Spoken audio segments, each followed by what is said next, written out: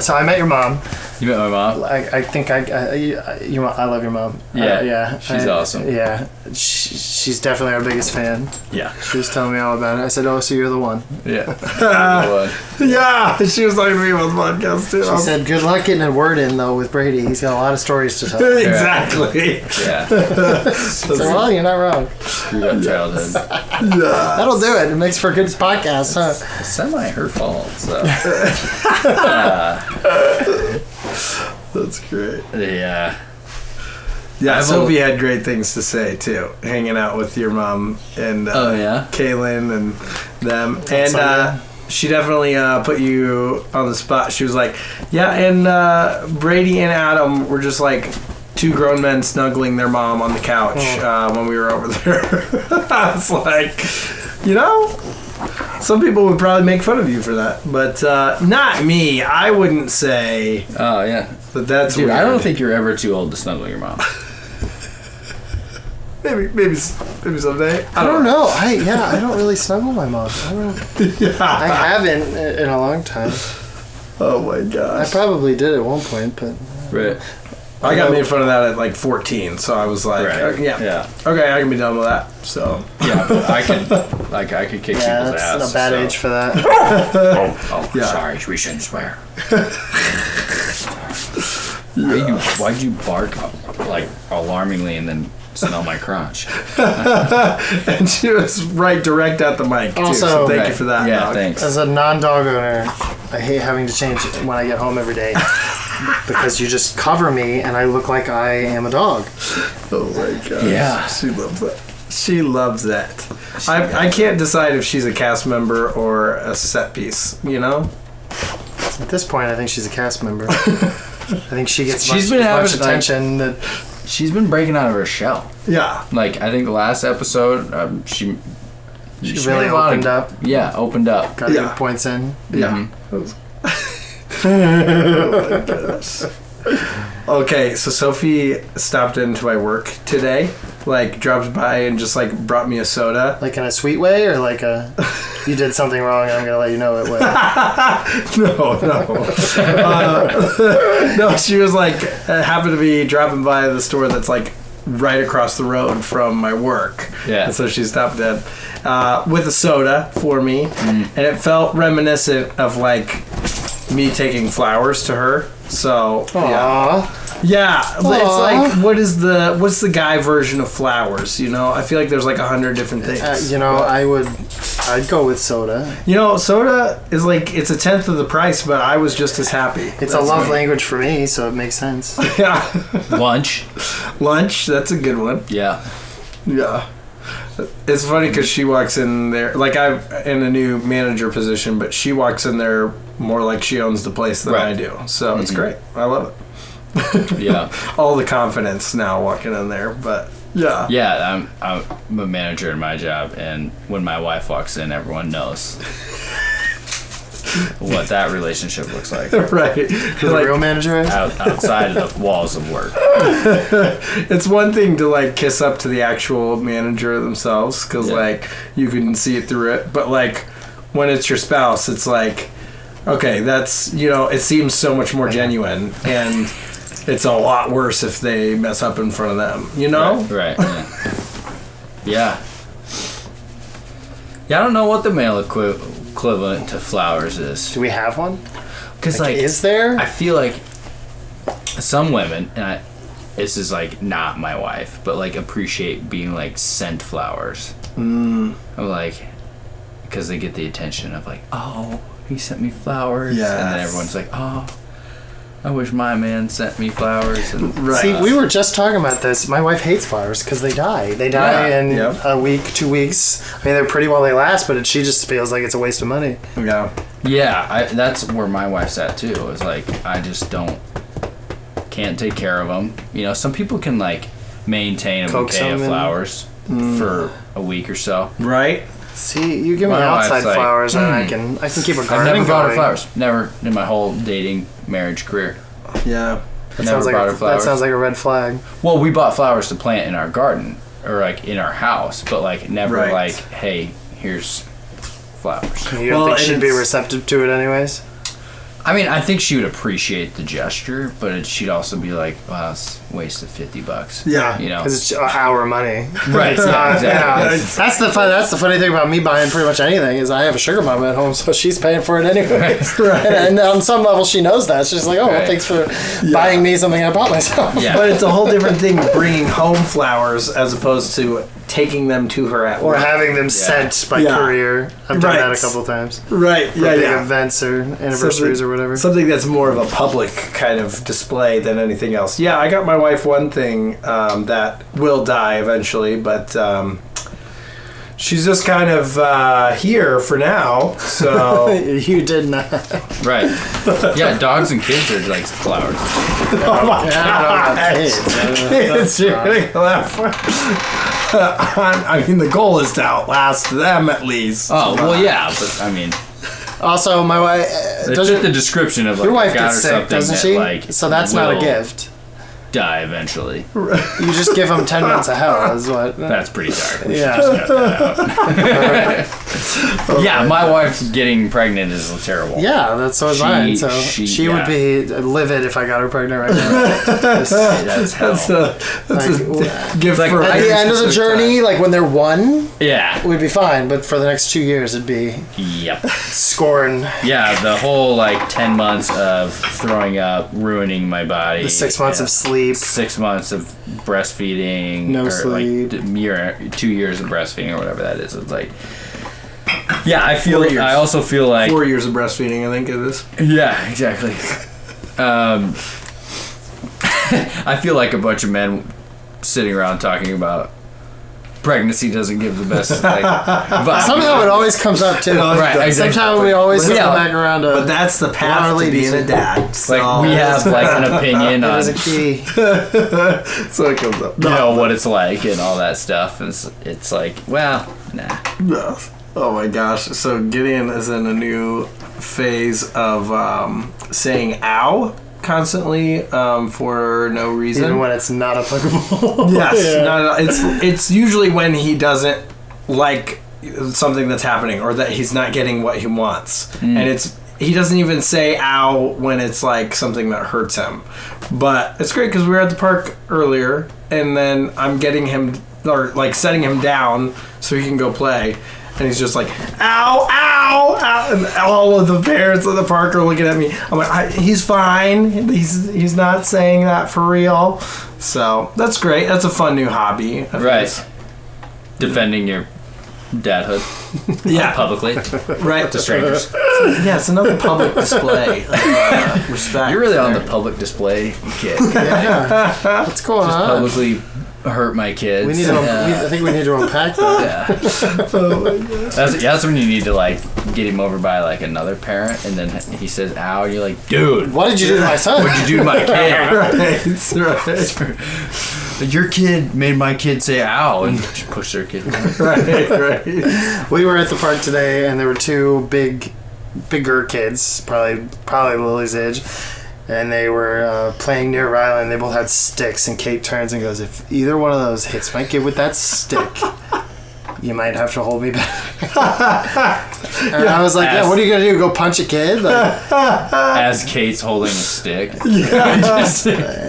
I wouldn't mess. Yeah, dude, don't mess with those babies. Yeah, what is that? I feel like that's like a mom move for some reason. It's like then any other kid becomes a target of mom rage. Dude, yeah, mama bear. Yeah. So have you? This kind of ties in. Have either of you seen the video? There's a video going around online of it's at a wrestling competition, probably high school, and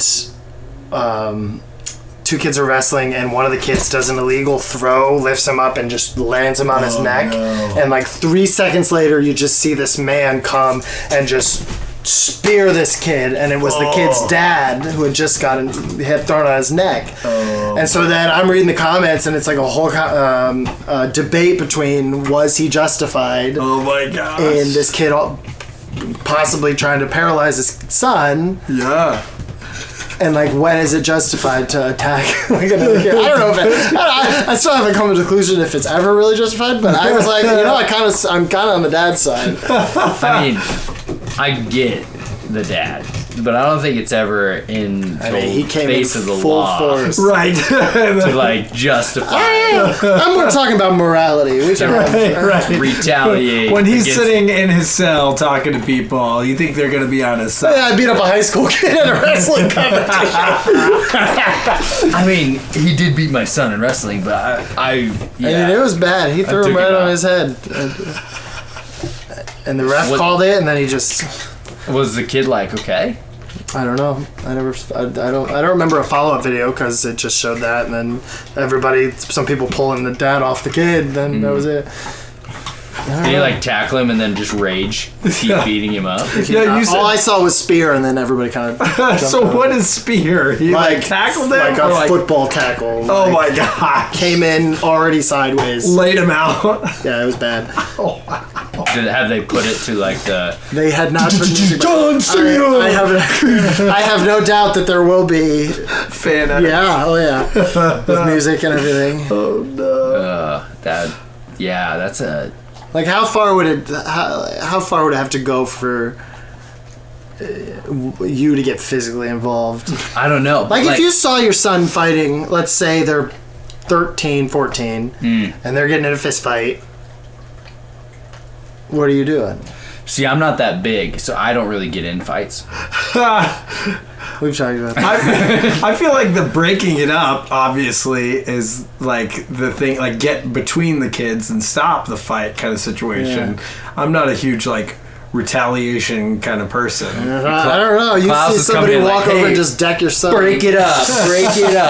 Just decking. I'm gonna be somebody throwing the kid on their neck like the wrestling kid. Yeah, but you have all girls, so I don't have all girls. I feel like you should hit a girl. Is it better to? Oh yeah, that's right. Is it better to walk out? Well, you just erased my son. I'm the worst. Wow. Is it better? I'm definitely showing Kate this part. Yeah. Yeah, that was bad. Is it better to walk up to the kid's dad though and punch the kid's dad? Ooh, I like that. If a kid's I don't know. If a kid punches my kid, I get to punch their dad. It depends on how the dad's acting. Kate problem is Kate might have got to him first, so there. Right. I feel like you don't have to worry about it. Kate's already on it. Kate's already pummeling the other mom. Yeah. Kate's gonna take on the mom, dad, and the older brother. Like, I don't care. She's about it. Whenever I read the stories of like moms that get in car accidents and they go mom strength and have to flip a car because their kids are stuck underneath, I'm like, I could totally see my wife doing that. 100%. She has that personality where she's like, I can do anything. Kate is a very like, I'm gonna do what I need to do for Mama my bear. family. Yeah. Oh yeah. Mama bear. Oh yeah. Like she's big grizz. Like grizzly bear, mama bear strength. And you're Mr. Passive. He's just gonna let everything go. Let's just talk it out, guys. Speak softly, carry a big stick. I don't know. I'm a larger frame guy. See, I'm stronger than I look. Right. Brady will tell you. Okay, that was in context. I said that after you like. Okay, so we were at Josh's house, and he like. I forget. You started it. I forget that you were like a wrestler. You started this. And I was like kind of nudging up against you. And then you fully picked me up. And I thought he was going to do the like, just what you talked about in that video, like throw me on my head.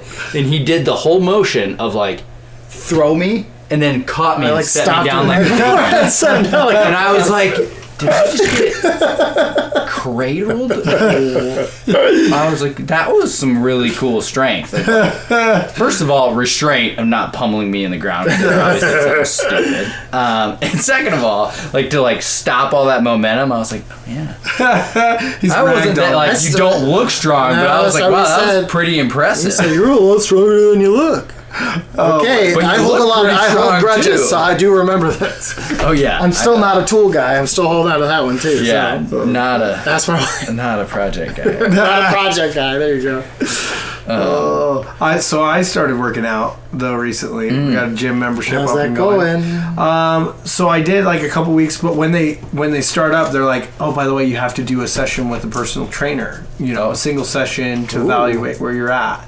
And so I scheduled that for 2 weeks out because I didn't want to be like going into it fresh or whatever. You wanted to have your pump in first? Yeah, I wanted to see what I thought I could do, and then he can tell me what he thinks I should be doing, whatever. I showed up for it, and I feel like they should have given me a more warning than just day of. But the first thing he's like, yeah, by the way, we're going to do a body scan first. And I was like, what the heck is a body scan? Is this at the Four Seasons? What is this? A Crunch. Oh, this is a Crunch. Yeah. This is just a basic gym. This is even like $10 membership or whatever. And so he takes me into this room, and there's this thing that you stand on. It looks like a giant scale, but it's got cameras up a little arm or whatever. And so he's like, okay, so take off all your clothes, and we're going to do a body scan. And he's like, don't worry, I'll leave the room. Walks me through all the steps or whatever. And then, leave the room? Did he have to get butt naked? No, down to boxers. Okay. I was like, why is he leaving then? He got me. Yeah, so he leaves, and then I hit the button to start or whatever, and it goes all the way around, makes like a 3D render, like 3D model of my body. And then he shows me, and it's like in silver. I look like a silver surfer or whatever. Ooh. Just me in my boxers. Just your muscle. Yeah, and he's like, don't worry about it. Everybody looks terrible in these. I was like, yeah, sure. Is that your way of saying it? Right. Like, also, do you just say that to everybody? Like, that doesn't really tell me anything about like where I'm at. Right. But yeah. I'd be sitting there thinking, like, do I need a lead vest on? What's happening here? Yeah. No, but it's tell you anything? Yeah, it's supposed to give you like your percentages of like body fat, BMI, and like your metabolism. It told me my general metabolism, which I don't know how they got that from a 3D scan. Of like just made up. Yeah, a little swing around photo. Yeah, I don't get it. But this is technology beyond me. Right. So, but in the stats, when he's going through the stats, you can see like their scale of what they think is healthy to unhealthy. But then you see the general, like the I guess, number of scans that they've done and where all those kind of generally fall on the scale. So you see like the curve of everybody else, and I could just tell that they've been doing a lot of Americans, maybe like lots. Where'd you land on the curve? Yeah, how'd you do I did. I was like average on where they said that was, I could be more healthy, but I wasn't like super unhealthy. But then on the curves, I was like on the healthy slope. It's all the soda. Right. On the bell curve of like most people are behind where I'm at. Here's where we can see how much soda you drink. I'm sure January really puts that bell. Exactly. Yes. So for $10 we should go get scanned. Right. Yeah. You should go in there and just. It'll probably tell you that you're stronger than you. Yeah. Just throw it. So it was great. I want to know, like, going back to that video, I want to know, like, the time frame between when the kid got thrown to when his dad it was pretty quick. It was pretty quick. It was like he lands on his neck and it's just a few seconds and the dad's on top of him. You have like an alfalfa foam situation. Headphones, I swear. That's like of shame. I don't know. That's like a weird kind of like. That's a good reaction time, and like you don't have time to think about. And he was on it. Yeah. Yeah, because you let any more than like 3 seconds go, and then it really makes you look worse. Yeah, like, this is just malicious at this point. Right. Yeah. There's no pleading temporary insanity. Right.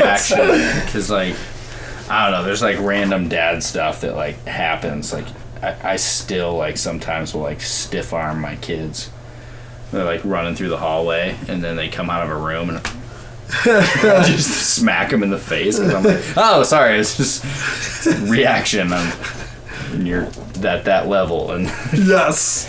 So hey, but those reactions can be the saving thing too. Right. You gotta still keep your quick reactions. Stop. Let your reactions go. Right. Yeah. Have you ever had a quick save dad moment? Ooh. Kids falling, you just do the no look grab. So I used to have like a like tungsten ring. I went to one of these like plastic silicone ones, but I used to have the tungsten ring, and I feel like my kids would like fall, and I would grab the back of their head, and it would feel like a tiny little hammer hitting him in the head, like infants. Yes. And I always, and how they would like cry. Oh yeah. You know, because I would like, you know, do the reaction. Should have just let me fall. And it was like, I'm like, oh gosh. So I had to get a new ring because I was just like giving my kids concussions apparently. So, not that I can really like think of. My daughter is like known for like will just get hurt.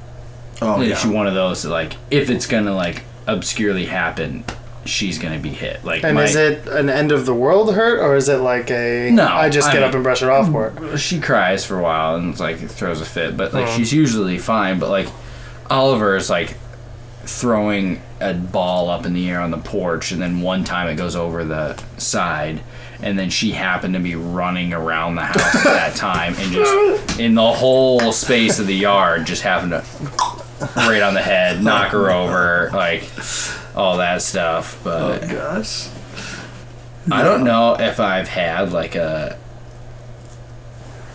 really good like dad save. Yeah, that I can think of. I feel like I'm in the thick of it. Maybe it's like a younger kid thing. It's a toddler baby. It's more a toddler baby thing. Right. Because when they're older, you're like, you can save yourself. Yeah. Or the fall's probably good for it. If you're doing something where the risk of falling, you need to learn that there's a risk of falling. Exactly. Yeah, no, I felt that at the park today. But yeah, we do a lot of wrestling. Obviously, 2 boys. And so dad pile on top. And sometimes it's like on the couch. So there's an extra elevated little section or whatever to fall off of. So yeah, I've done plenty of save, you know, before they conk heads or before they fall off. But also, I don't catch all of them, and they still smack heads. So it's like, you know, it makes a great video when you capture that. But what you don't see is all the other times that they actually did fall and hit themselves. So. Yeah, you delete those videos pretty fast, right? Yeah, we're gonna delete that. Yeah, exactly. Any good dad saves for you? I feel like you'd be one that would have like a solid dad save. Like football flying through the air and you're just like, no look. There's been a couple similar situations. There was one that was we were in the living room and a ball got thrown, as it does, and a picture frame fell forward off the wall, and I was sitting with, I think it was Rylan as a baby, but I remember just like hearing it, swatting it away without like even really realizing it. Wow. And I'm like, oh, well, that was glass. That probably would have been bad. Of course, the frame broke either way, but better than on my son's head. Yeah. I know it is, like he said, more typical with the babies. Like, there's always the lead forward, fly off the couch, grab them. Yeah. That sort of stuff. Or they're running in front of some other kid on the swings and you grab them real quick or catch the other kid on the swing. You've been there. You know, it's just been a minute. I've caught one off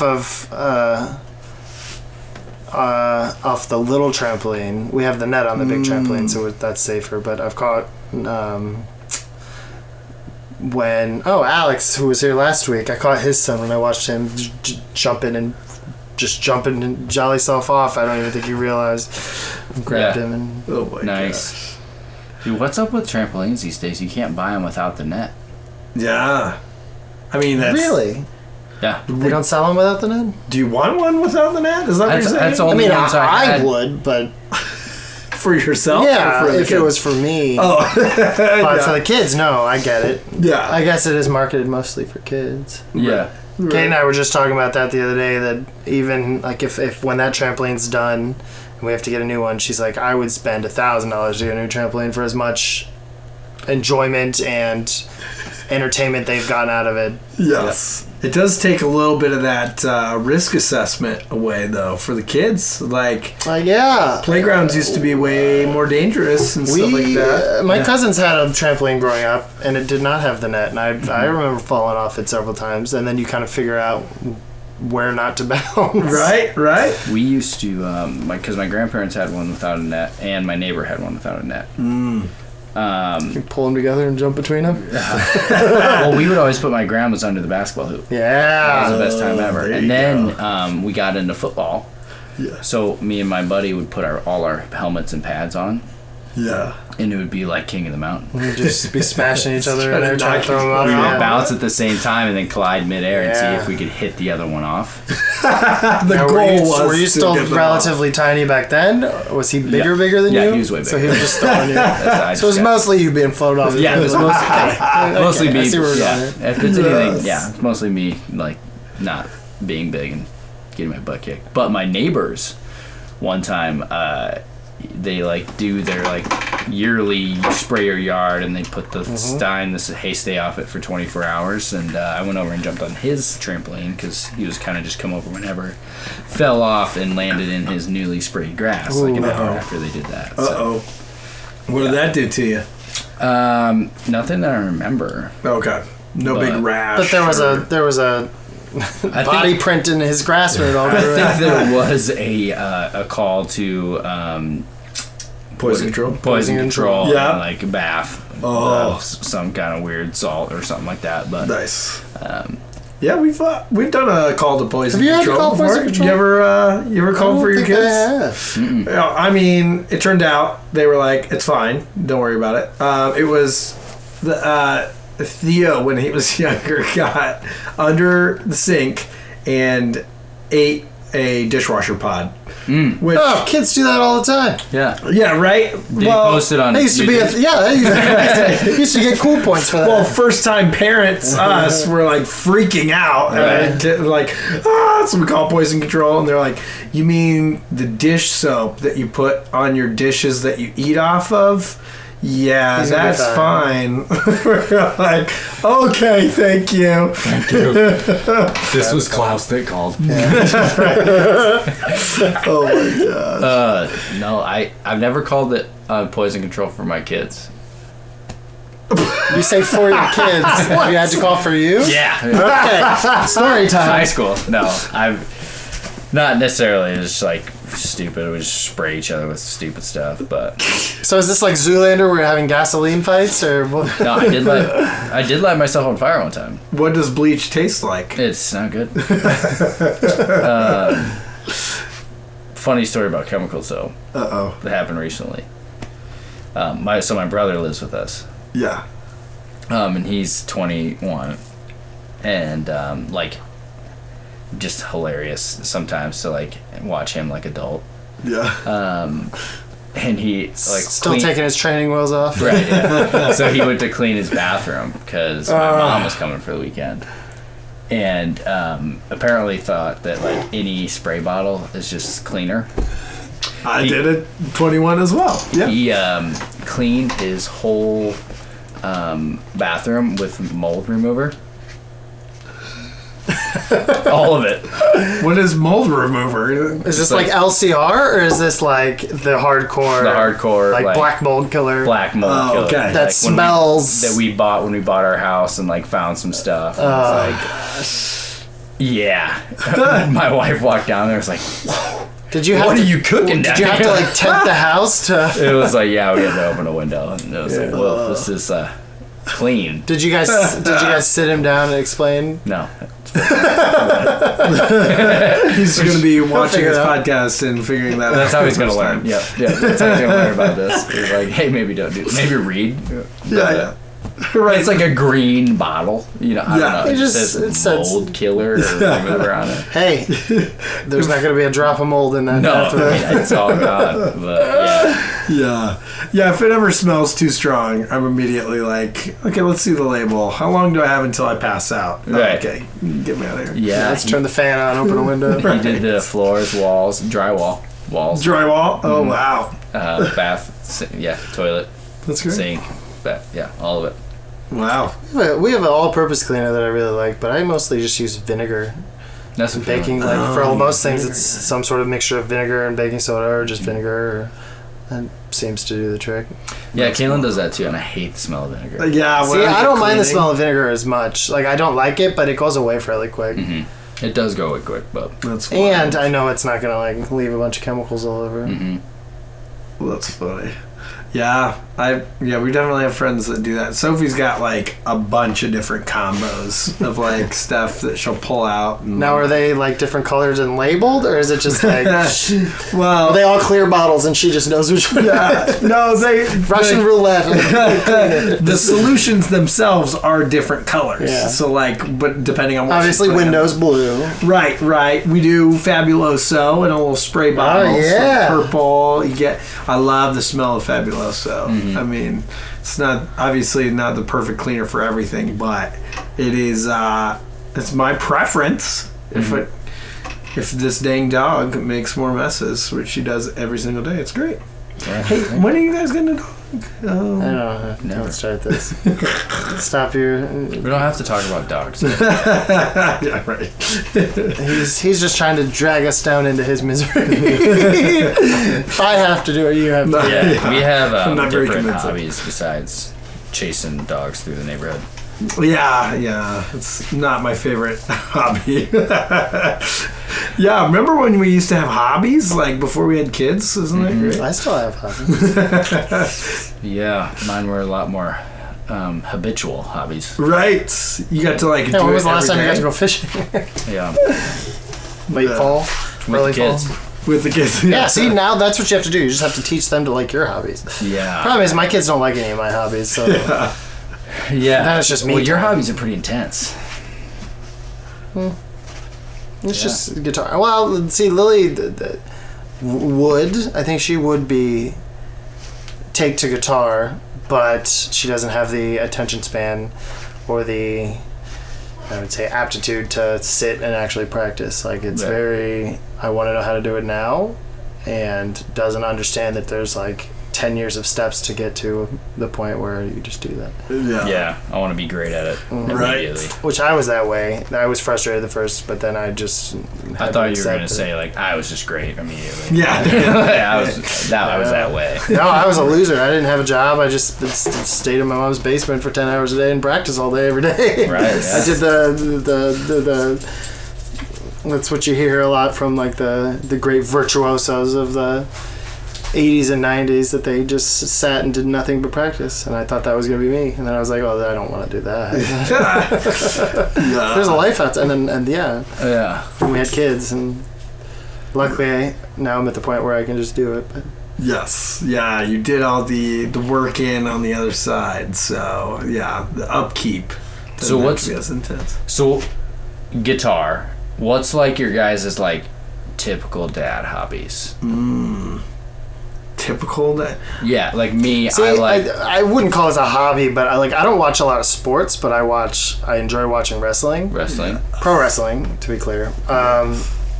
But my wife hates it. When we first were dating, I dragged her into it, and she pretended, but once we were married, she's like, I don't have to pretend anymore. You're locked down. I don't even have to pretend to like this. And my girls will sit and pretend to like it because they just want to sit with me, but it doesn't last very long. Right. Rylan is hysterical when we're watching it, because his commentary is better than the actual commentary. I swear. Hey, Dad, why are them in panties? Why are them just wearing panties? Son, I don't know how to. Why did? Oh, that's a big guy. He's a very big one. Listening to a 3-year-old try to dissect what's happening on a wrestling. Yeah, that's awesome. Quite entertaining. Yes. I love that. Because like typical dad hobbies, like put me in a box. Like I like to grill fish. You were a project guy too, so. Yeah, projects and like hunting, trying to get back into that. See, I like to cook, but that's more utilitarian because we have to eat. Right. Yeah, exactly.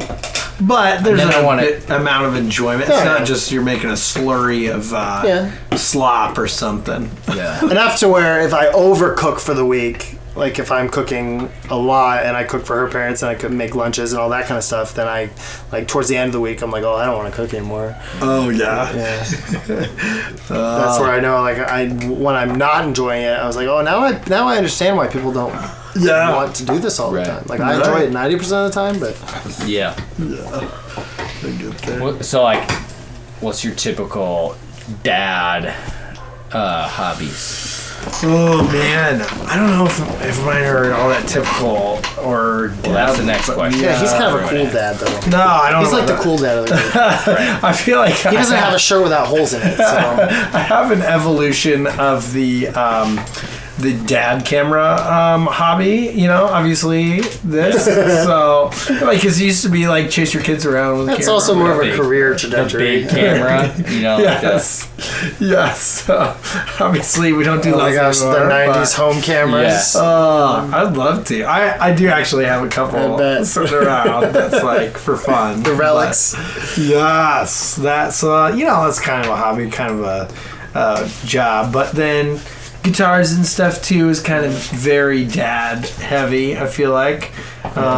Common-ish, or at least I feel like a lot of more dads are musical than a lot of people's dads I know play guitar. Yeah. It's just fun. I think, especially the dads who grew up in like the 80s where it was like that was the cool thing. Eddie Van Halen was like the coolest thing ever. Yeah. That's how my father-in-law is. So he played in college. So I know a lot of dads like that. Yeah. I feel like being a fan of Star Wars is becoming a dad thing too. Like that's a hobby. Yeah. The game is definitely a hobby. Yeah, the board game that we play. So like that's the next question. What's your like obscure, not normal dad hobbies? And feel free to like tell us what they are too if we don't know what they are. Well, so I feel like on the note of the Star Wars thing, it's like really just the time frame of like when this was coming out or first was popular. It's like that the people who were around for that and formative for that are now in dad years. Yes. And so it's not necessarily that it's a very dad kind of hobby per se, or maybe that's everything, but that, and then as a kid, I collected Star Wars, little miniature board game thing. And so now we get our dad buddies together and similar. Yeah, now it's turned into everybody's dad. I make it. I make you guys come and play. So, it's great. Yeah.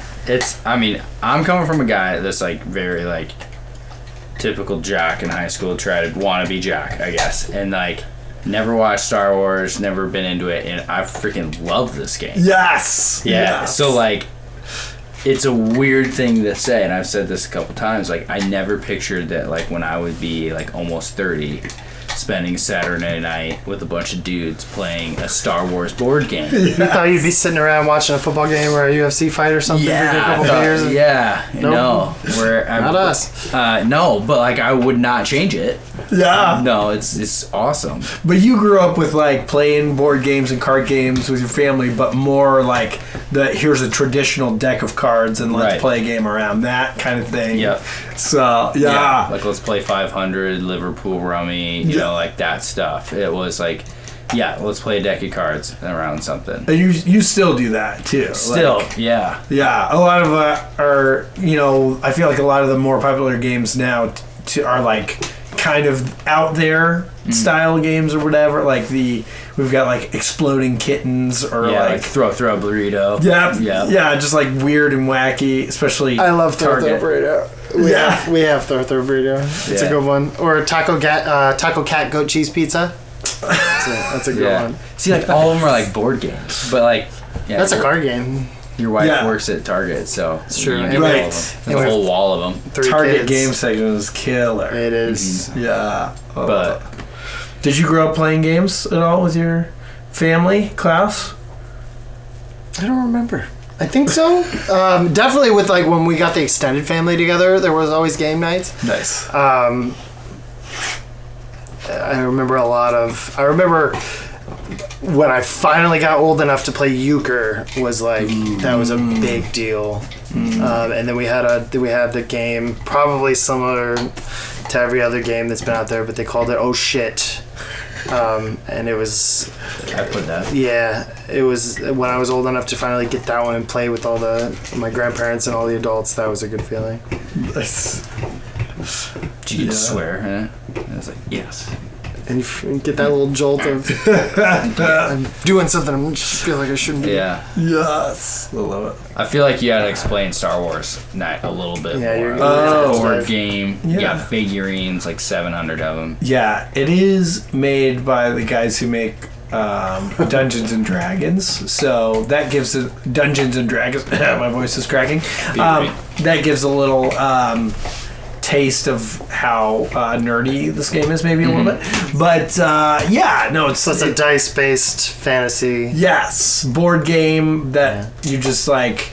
The way that we play it is just you make teams and then it's last man standing. I wouldn't say it's like fantasy, like Dungeons and Dragons, like where like no, it's less role play. You make the world. It's less role and play. Like the rules are very more specific in this story. Yeah, you like do the storyline and stuff, but this is very much like, here's the characters, here's your team. Yes. It's more like a Star Wars Call of Duty where you're just like, let's just kill everybody and last man standing. Yeah. Very defined rules of what you can and can't do, and it's however you can strategically manipulate that. I don't think it's very defined. There's been debates on the rules. I mean, there's a lot of rules. I mean, there's different rules at 9 p.m. and at 2:30 in the morning. When we're trying to get over it's fine. Let's just get through this. I got church tomorrow. It also can end up being 5 hours or 10 hours. Yes, exactly. So yeah, but my collection is like around 1,000 different little things. So like we switch it up every time. There's a bunch of named characters from the movies and stuff, and then characters no one's ever heard of. Exactly. Yeah, even the super nerds haven't heard of. Yeah, the deep cut kind of characters. That's like, oh yeah, I know what that is, and that's great. Yeah. From some video game characters, Star Wars video game characters. That was released 1,000 copies 20 years ago. Yeah. It's got all the lore. I feel like that's like a super obscure like hobby that has been a joy in my life. But you've like, I was just like, dude, who is this guy? Like, who has this? I enjoy your obscure hobby of making bacon. Yeah. You still owe me bacon. It's just sitting there. You left my house and didn't tell me. I tell people, I'm like, I'll give you bacon if you remind me when you leave. Okay. And if you don't, we'll swing by on the way home. I'm waiting for this bacon. Yeah, like when he's supposed to take it out of the freezer. This mythical bacon, I've yet to actually try it. Yeah, it's never... No, yeah, that's a fun hobby. Now that... If you're talking about dad hobbies, making your own bacon sounds like that's dad hobby to the apex. Yeah, dude. It was so the last round we did, me and Kaylin were up till like 1:30 in the morning. Packaging it. Oh my Does she enjoy this? No. Or does she suffer through? I feel like from 12:15 to 1:30 we didn't talk. Oh, it was just like, we gotta grind this out. Like she's done with it. She enjoys eating it. She very much would rather us do it than not. But we had a mistake last time. So the order I got last year, I do an order every year for bellies, and then I cure my own bellies, like pork bellies, and then for 2 weeks, and then I smoke it, slice it, vacuum seal package it. And the order form is usually there's 8 bellies to 1 box. So I'll usually get 2 boxes. This year's order form came and it was 2 bellies to every box. And I was like, oh, maybe they just got new boxes. So I still want 16, so I'm going to get 8 boxes. Well, they messed up. They put a 2 instead of an 8. So there was still 8 in every box, and I ordered 8 boxes. So I got 64 bellies. So, yeah, we got a lot of... You got bacon for days. Well, I had to go buy a different deep freeze, like another one, to, like, do this. My mom's husband had to go buy another deep freeze because it got delivered to his house, so he had to have one to store it, and then I had to have one. You forced him into buying a deep freeze. Once he got it to me, yeah. So 2 deep freezes were bought in this mistake, but yes, we have a ton of bacon, so I'll do it like 4 of them at a time. Whoa. I think we did 8 this last time. Wow. So it's just like a lot of like slicing and packaging. So is this going to be like significantly better than the Aldi bacon I buy? Oh, it's way better. Oh, yeah. Yeah. It's so much better. Like, You've had it? Agreed. Yes. Yeah. It's nice, thick slices. The package you gave us was salty, like, but not too salty. Yeah. And it was like already half length bacon slices, which was really convenient. So I feel like that's underrated when you go to like cook bacon and it's the full length, and especially when it's thin cut and you're like trying to peel it off and you have to keep grabbing it farther and then wants to rip every single time.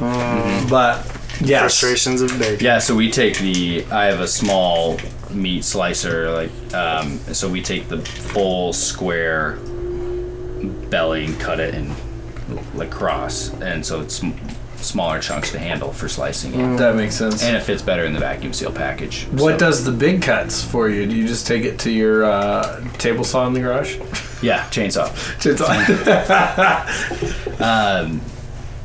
No, so I really enjoy doing it. I want to do this. I want to do it next time. And I was like, cure it 2 weeks before, and then do like a bacon fest. Where we have like a bunch of people come over and like we do the smoking process, because it only has to smoke for like 2 hours, so I can fit 4 on at a time. Oh, nice. And Yeah. This is on the Traeger? Yeah. So then we do like the like slicing and packaging as like a fun like friends thing, and then like make some and stuff. So I feel like that would be a good like more manly alternative to like a wine and painting night. Right.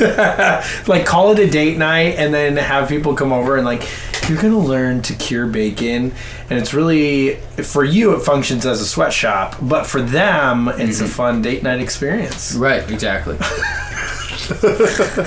What's okay then? What is for your specialty bacon? What's your preferred cooking method for this bacon? So Because I've done all of them, and I can't figure out which one's the best. my favorite is like the tried and true peppered bacon. Oh yeah, I think that's the one goes on everything. I do a bourbon, and then I do a classic maple, which is just maple. You know, it's just good. This year I did a weird one. It was espresso, so it had coffee grounds on it. It was really good. And you would just cook it regular, slow and low on the stove or in a skillet? Yeah, so it basically or do you after bake it, or I what would you do with it? So I smoke it and then vacuum seal it, and then it's just like buying it from the store. I mean, when I get it home, how am I preparing this? It's what would best your preferred slow method? and slow on a skillet. On the skillet, yeah. Cast iron. Okay. Or I mean, even like just a regular pan too. I guess it doesn't have to be a cast iron. It'd be really good seasoning for your cast iron, though. I'm gonna do it in the cast iron. I mean, if you want to do it right, do it in your cast iron. Come on. But Do you save your bacon grease? no. I do. No, you don't. I have jars of What do you bacon do with grease. it? Cook with it. Pretty Like much everything later? I wake. Yeah, well, yeah. Use it instead of. You can use it as instead of butter or instead of oil, Yeah. and it's got the saltiness and the flavor. So you let it harden and so just cook similars. Yeah. just like You lard. just pour it into a jar, seal it tight, so it doesn't go bad. And then I've gone back and forth whether to keep it in with my spices in the cabinet or in the fridge. I think with fridge the lasts butter. longer, but Nice. Yeah, we've been talking about this because I enjoy using the bacon fat. Obviously, you can't. It's not as high heat of cooking oil as a lot of stuff. Yeah. Because it's already been cooked. Maybe I don't know what it is, or also depending on how well you're filtering out the bacon stuff or whatever. But I like to use it when I make popcorn, and Sophie hates that idea a little bit. She's like, you're gonna die of cholesterol or something like that. But in my mind, who's saying that the oil that they label popcorn oil is more healthy than the oil that we just rendered out of a piece of an animal? You know what I mean? Well, I have this. I mean, there's some guys that I watch for like hunting shows that they like will like take the fat of animals and render it down, which is basically like bacon. that's beef tallow. Isn't that what that is? Well, like for for venison, cow, like you could do it for like bear. Like bear, they say it's really good. Like a black bear that eats a bunch of blueberries. Well, they have to try that. Apparently, and I'm like, I would do that. That's like apex predator stuff. I know. Right It's there. like, this is like way up there. Like, it's like... it's like mountain man stuff. Yeah, this is like after I retire, like what I want to do. I'm already planning for that. Kids are gone. Yeah. Kaylin's got tired. yeah. Kaylin's like, I don't know. Yeah, I'm just going to go to Alaska for 3 weeks and just hunt black bear, maybe die. I'll go with it. But like, that's the dream, you know. I'm but gonna go out to like, Montana. I'm like, well, what? That's the same thing. I guess I would think of like rendering. I never know the cooking terms and stuff. Yeah. But like rendering fat is the same as like cooking bacon. You're just melting the fat. Yeah.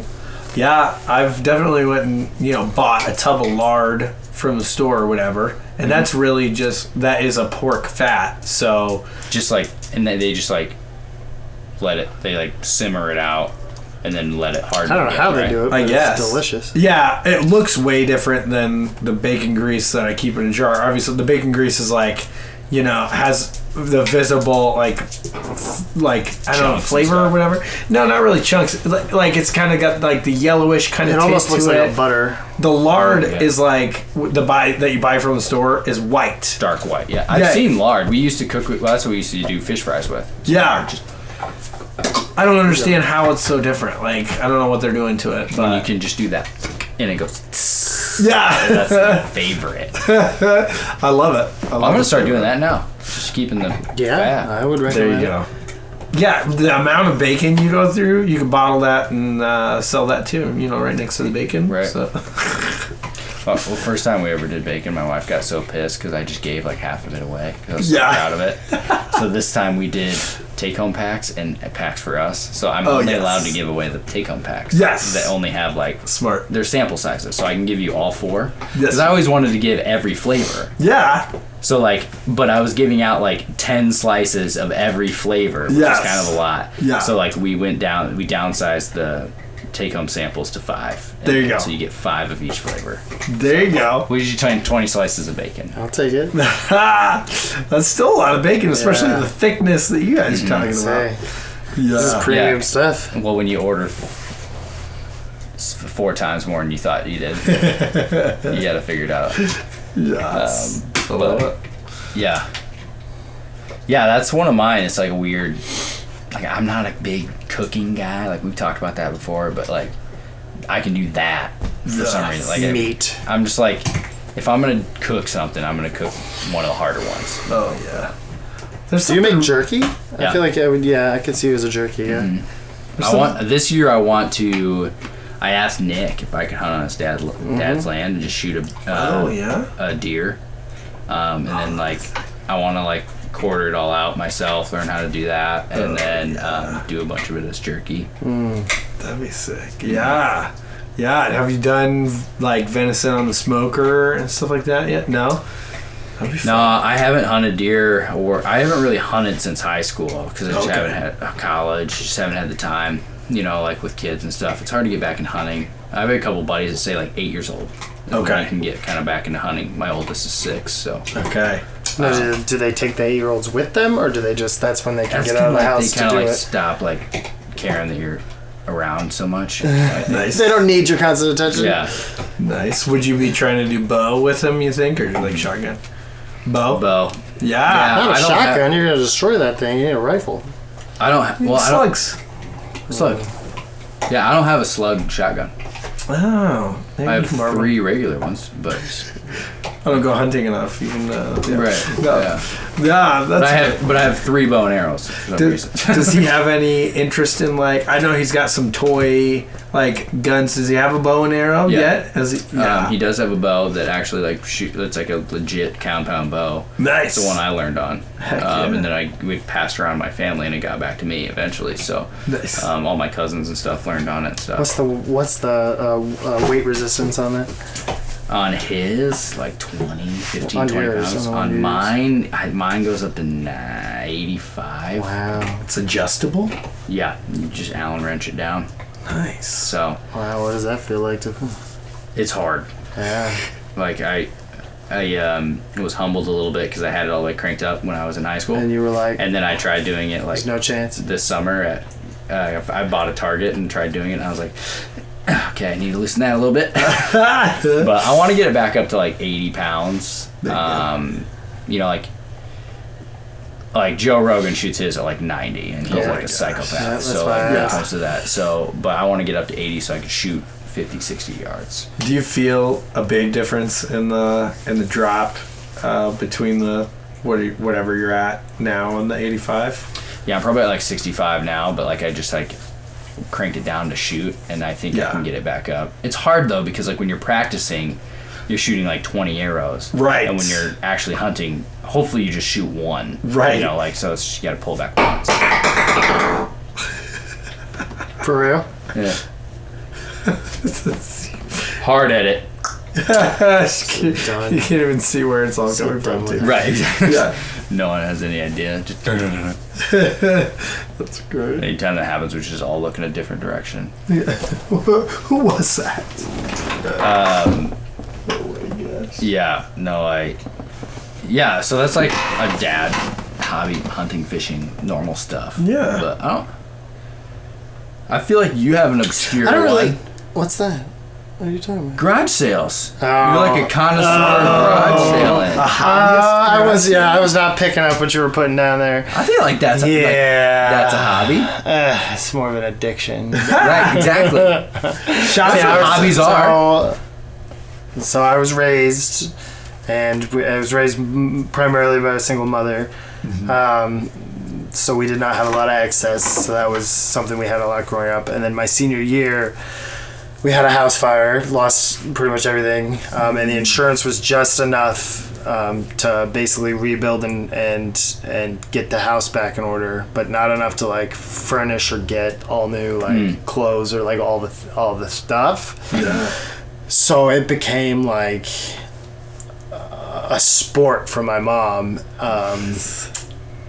I think out of necessity and just out of the like wanting to be able to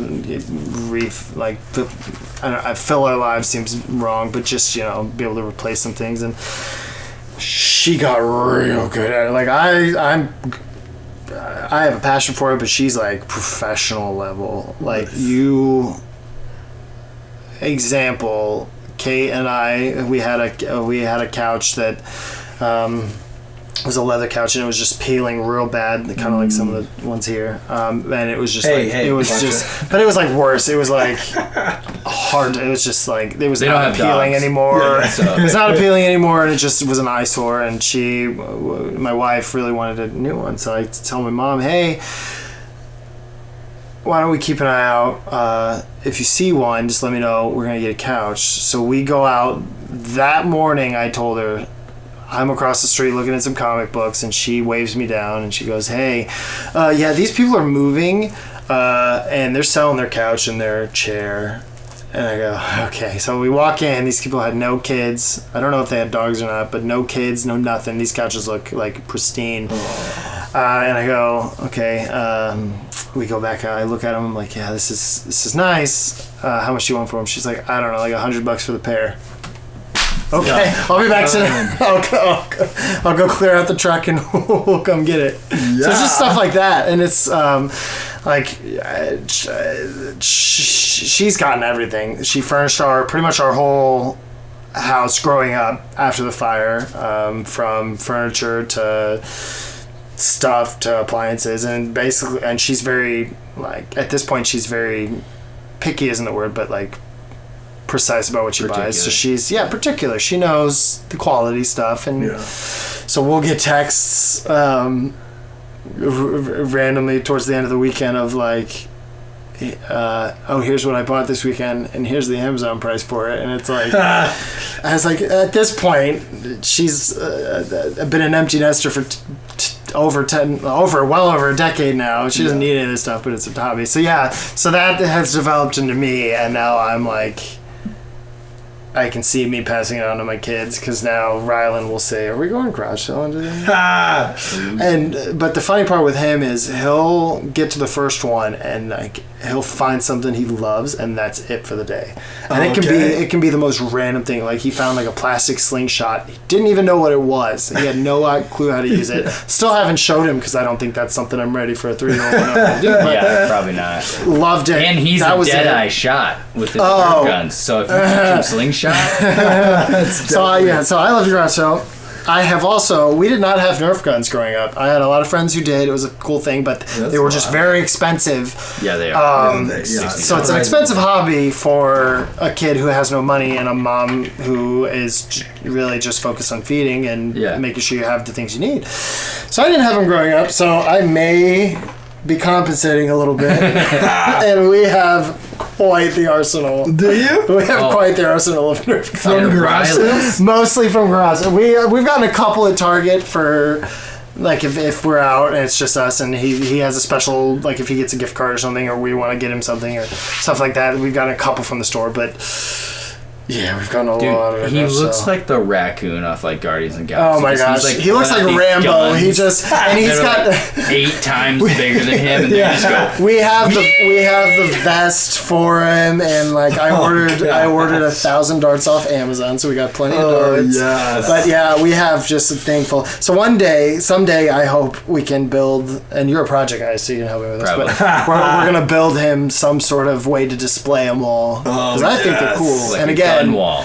It took me about 6 months into collecting all these things to realize, I'm just compensating for what I wasn't able to do as a kid. And it's fun. I mean, it's fun. Yeah. A little swiveling shelf to reveal. That would be killer. We're gonna drop some fun plans. But yeah. Yes.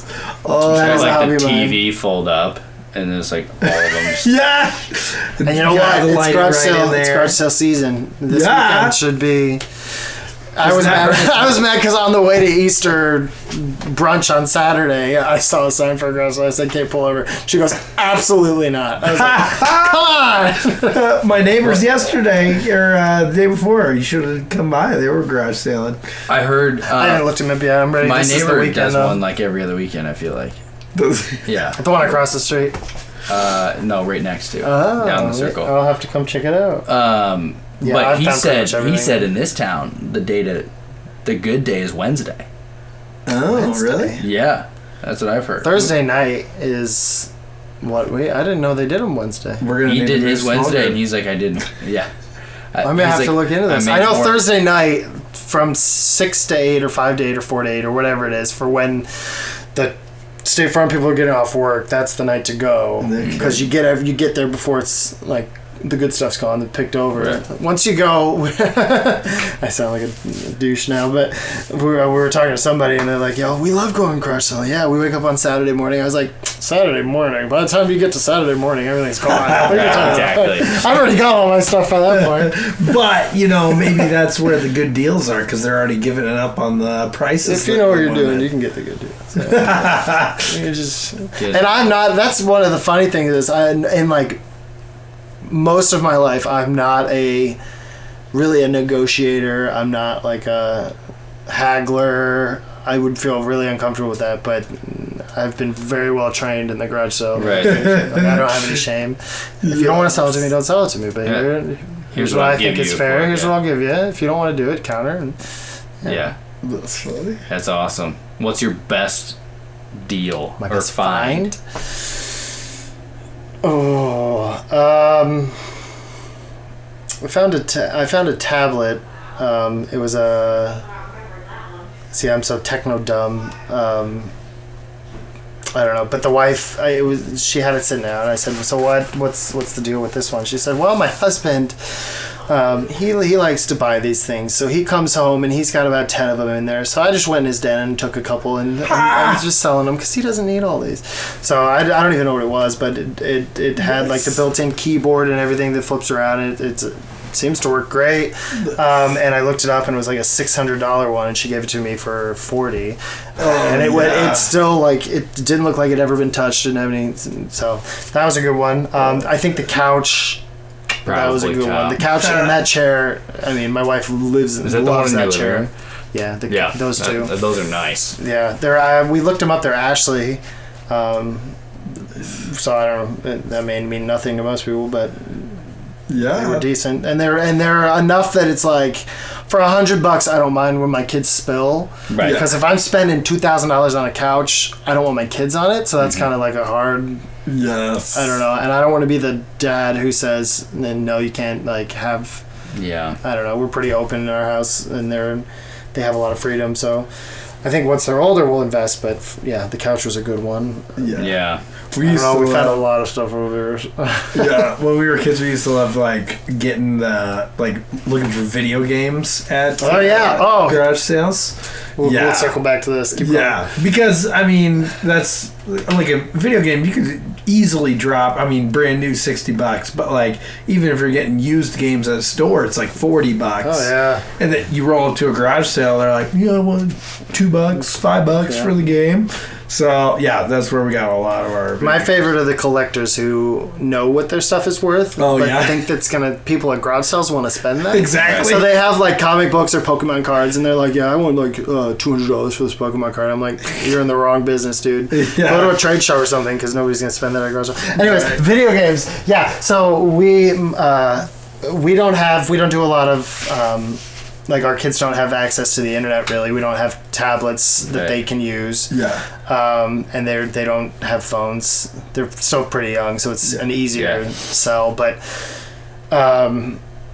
pretty much TV and movie, and we kind of not control, but like censor also sounds wrong. I don't know. Manage what they watch. Yeah. As you should. But my mom has a Wii, so my kids love Wii bowling at her house. So that was like a special thing. So I was at a garage sale, found the Wii.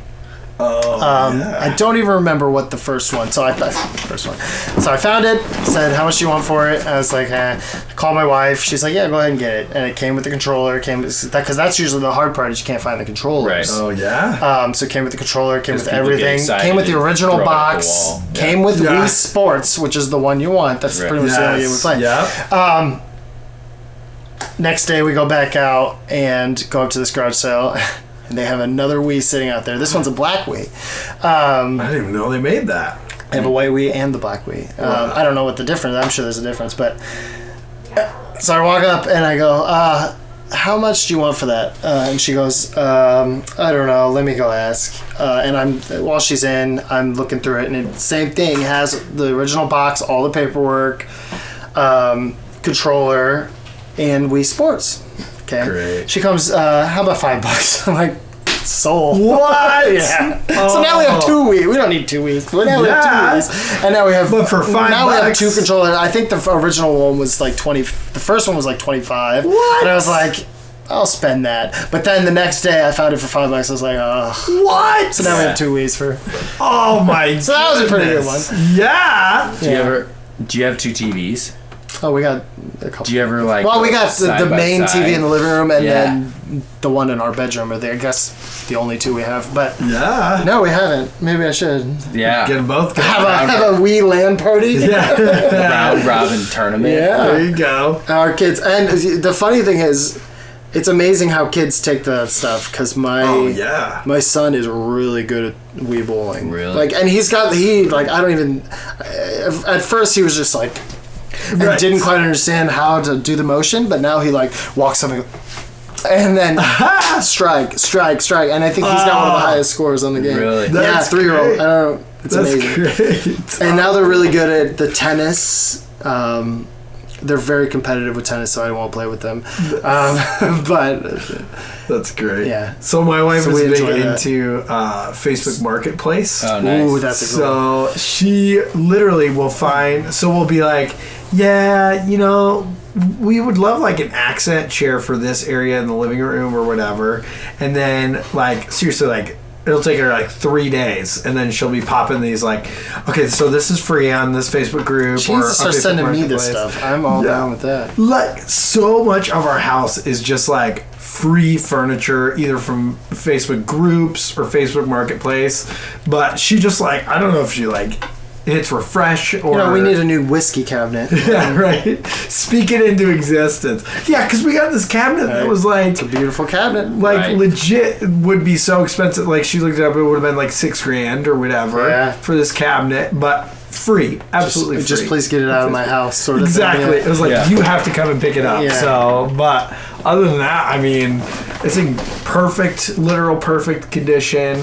And built-in lighting and stuff like that. But yeah, couches, chairs, you name it. Like, yeah, she's got an eye for that. Does she like consult out? Like, can I hire her? Yeah, that's kind of what I'm thinking because I like things. Yeah, let her know what you're looking for. I need a Jumbo boat trailer.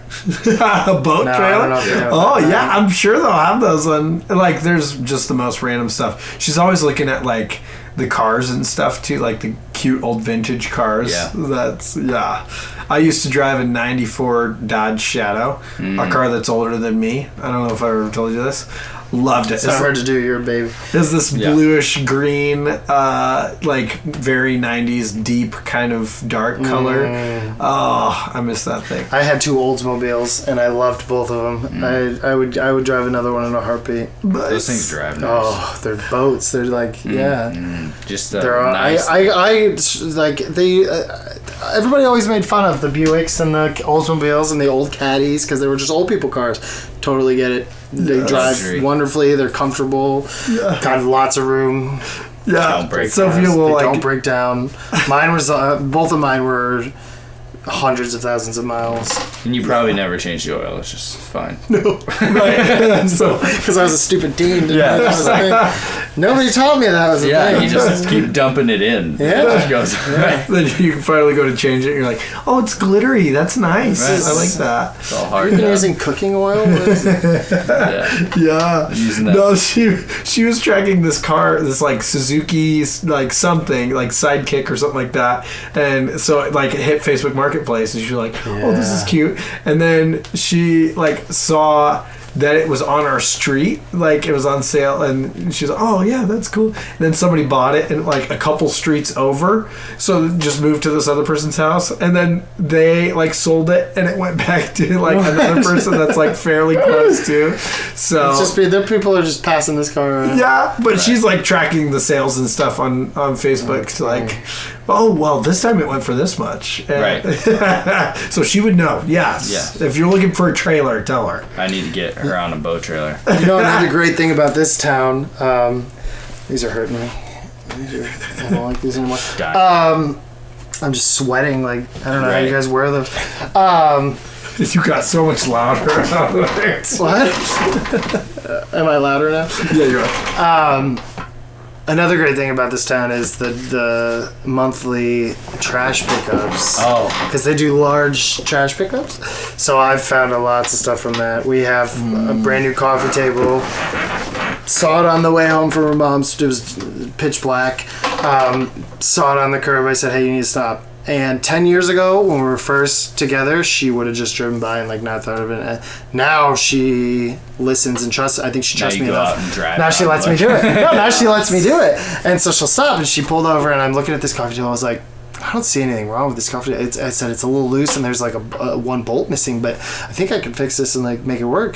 And we got it home. Project guy. We got it home, and I forget how much exactly it was, but it was a designer piece, and it came with the coffee table and then like a matching end table. It was just the coffee table, but it was like a $600 set. Oh, and I was like, this is nice for free on the curb. And I find like all of you've been to our house, all of the backyard stuff has either been free off of like a marketplace or on the curb. The slides, the playhouses. Nice. You just take them home, power wash them, clean them up. Yeah. Well, it's about to be the season. That's like one of the big perks of being in a college town. It's about to be move-out season, so... And foreign college. You'll see a lot of dirty mattresses. Right, yeah. No, I feel like if I can find a good, clean-looking mini fridge for this office, wouldn't that be nice to have? I have a Coca-Cola mini fridge if you want it. Well, I want it to be kind of like... shaped like a can of Coke. Nice. Yeah. But, you know, something that kind of fits the aesthetic or whatever. And then, like, a gaming chair would be sick, right? I'm sure somebody will be throwing one out. College. Dude, probably be less squeaky than this one. Yeah, right. Yeah, some of these kids that come over here and, like, go to college here, like, ISU's a lot of foreign kids too. Yep. Because they like buy like 70-inch TVs and just leave them. Especially, oh my god, it's even more in at U of I down in Urbana, because we get a lot of Asian students that come over just for schooling and they buy everything. Yeah. And you of course know, you work at Target, so you see the clientele. My TV right here actually was a college student TV. I paid $100 for it. Again, on Facebook Marketplace. But 65-inch for Smart TV 4K. That's 65 inches. 65 inches, brother. It is, what, does it look smaller or bigger? It just doesn't have the border. It's a Roku TV. Roku. It just doesn't look as big. What did I say? Roku? You said Roku. Maybe it is. It's not Roku. I think I have a 60 and it just doesn't. ROKU. It's not Roku. It's Roku.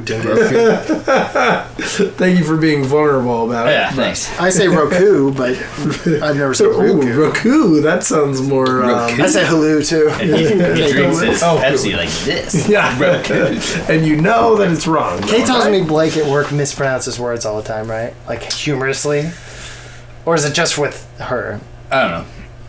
Yeah, you two aren't. That's a good stance to take. I forgot you two don't like each other. To like say something humorously wrong, because then you're like, yeah, he probably will. I don't you don't know. Think about it? She just made a point this. of bringing that up once, that he like mispronounces a lot of words, and she's like, yeah. And I was like, I do that all the time. And she's like, well, I just think you're dumb. It's funny. Blake does it. And apparently. You do it as a joke. Then you'll save your butt when you actually do get something wrong. Then you can be like, it was a joke. Well, sometimes when I'm reading, I do it. Mm-hmm. But I'll do like 5 in a row. But I think she just thinks I'm stupid. She'll like correct me like I'm a moron. She does correct grammar. She does. Oh, yeah. She's very Miss Grammar. Miss Kelsey Grammar. She, I get pissed. The your thing, like, I'm not stupid. I know your. I'm typing a text. I don't care enough to do it right now. Relax. Does she correct you in text? All the time. Yeah. She does not. She doesn't even like it. Your wife won't. It'll be something I'm doing. Hey! Don't chew my sweatshirt. So yours? Thank you, dog. Yes. She's just chewing on my sweatshirt. I like that sweatshirt. She's getting it all fluffed into a bed for herself. I bet you she'll lay down on that. Yeah, just to cover the one thing that wasn't already covered in dog hair. Right. Anyways, sorry, I had to yell at the dog. No, but your wife does not really like send text messages under like 4 lines. 4 lines? Oh, she's have like you seen a long her Instagram? texter? Like, see, the thing is, though, she's like a writer, so yes. Like someday, I have no doubt that she'll publish something because she's. A book? Oh yeah. Oh yeah. She should. She should. Tell her that. She's a great writer. That's another dad thing, though. Do you read the whole text message, or are you guys skimmers? Skim. Okay, my wife's gonna be watching this, so I read every single word. That's a lie. She knows I don't, because she'll catch me in it. She's like, "Did you not read my text? Because I gave you all this information already." Okay, if it's a scroller, I'm skimming. I'm sorry. Yeah, if you got to a period and you kept going, then I'm not reading every word. Like for her Instagram, if she puts out something really serious and like spiritual, I will read it. Yes, because that's just respectful. But if it's like, I was there, like I know what's happening, then yeah. I read. I read the first couple sentences, and then I see that there's a ... Yeah. And I'm like, that was a nice picture. Like. Yeah, like you. So no, I skim her email. Oh yeah. I won't. Yeah, I miss stuff all the time. So you just don't know what's going on in her life. No. Tell me in person or send me a video. I don't watch the whole thing. You know? I didn't used to be, but I'm a phone caller. Like if her sister, my sister-in-law is that same way, but she's a FaceTimer. So it cracks me up. Like I'll get a random FaceTime. And I'm like, oh, I love this. Yes, it's just way easier than text. Yeah, the technology is evolving for those of us who are not the greatest at reading full, or the greatest at responding to text. Yeah. Exactly. Which I'm not. and neither is he. Yes. Oh, I'm terrible. I'm becoming worse, I think. Yeah. I've never been good at it. I'm actually better, surprisingly. Yeah. Have you ever done Marco Polo before, the app? I have the app. Yes. I've never done it. What is this? It's like, kind of like texting-ish. It's like a video voicemail. Right. Yeah, that's more like it. It's kind of like Snapchat, but you can like watch it over again. Right. And it's kind of Can you just like shoot a selfie video and... Yeah, and then you can. It's like a voicemail that they watch, and then they can respond at any time. And you can pause and keep going or Why do you need an app for this? Can't you just take a video and send it to them and they could just like send Yeah, but that's all you can do on this app, so it kind of changes the flow of the conversation or whatever. And it's like, it's a handy kind of easy back and forth, like with video. I don't know. Do you use it? My wife uses it a lot. So does mine. Yeah, so it's usually her and her friends in a longer back and forth kind of conversation. So, it's fun. I've hopped onto it. It does a weird thing where, like, when you hop onto the app, it'll give a notification to other people that hey, this person just hopped on the app. And that is weird to me. So, that's... Like if you want to just chat in person? Yeah, or if you got a message and you hop onto the app, then everybody else gets a notification.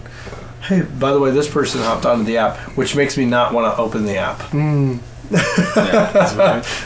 Is this... it's like, oh yeah, they listened to your voicemail and haven't responded yet. Exactly. I hate read receipts. Read receipts? Yeah, mine are off, but I hate... Kate will leave me on red sometimes. I'm like, this just... I think she knows it just enrages you, so sometimes I think she does it on purpose, but... I leave it unread, because if I leave it unread, then I keep seeing it as a notification or a push notification or whatever, and then I'll go and read, like, the first section of it or whatever, and then I'll be like, I need to respond to that, but I can't do that right now.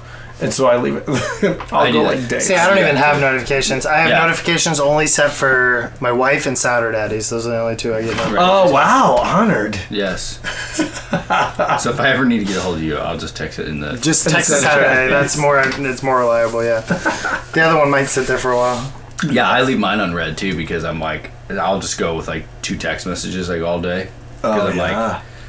Mom, I'm just not gonna text you back until later. Like, I need to get through the workday, and then I'll like text you about our weekend, like our travel plans or whatever. So, does anybody else's mom do the thing where they'll call you and then you call back within like a minute? Like you missed it, but you like it was just then. You call back 30 seconds later.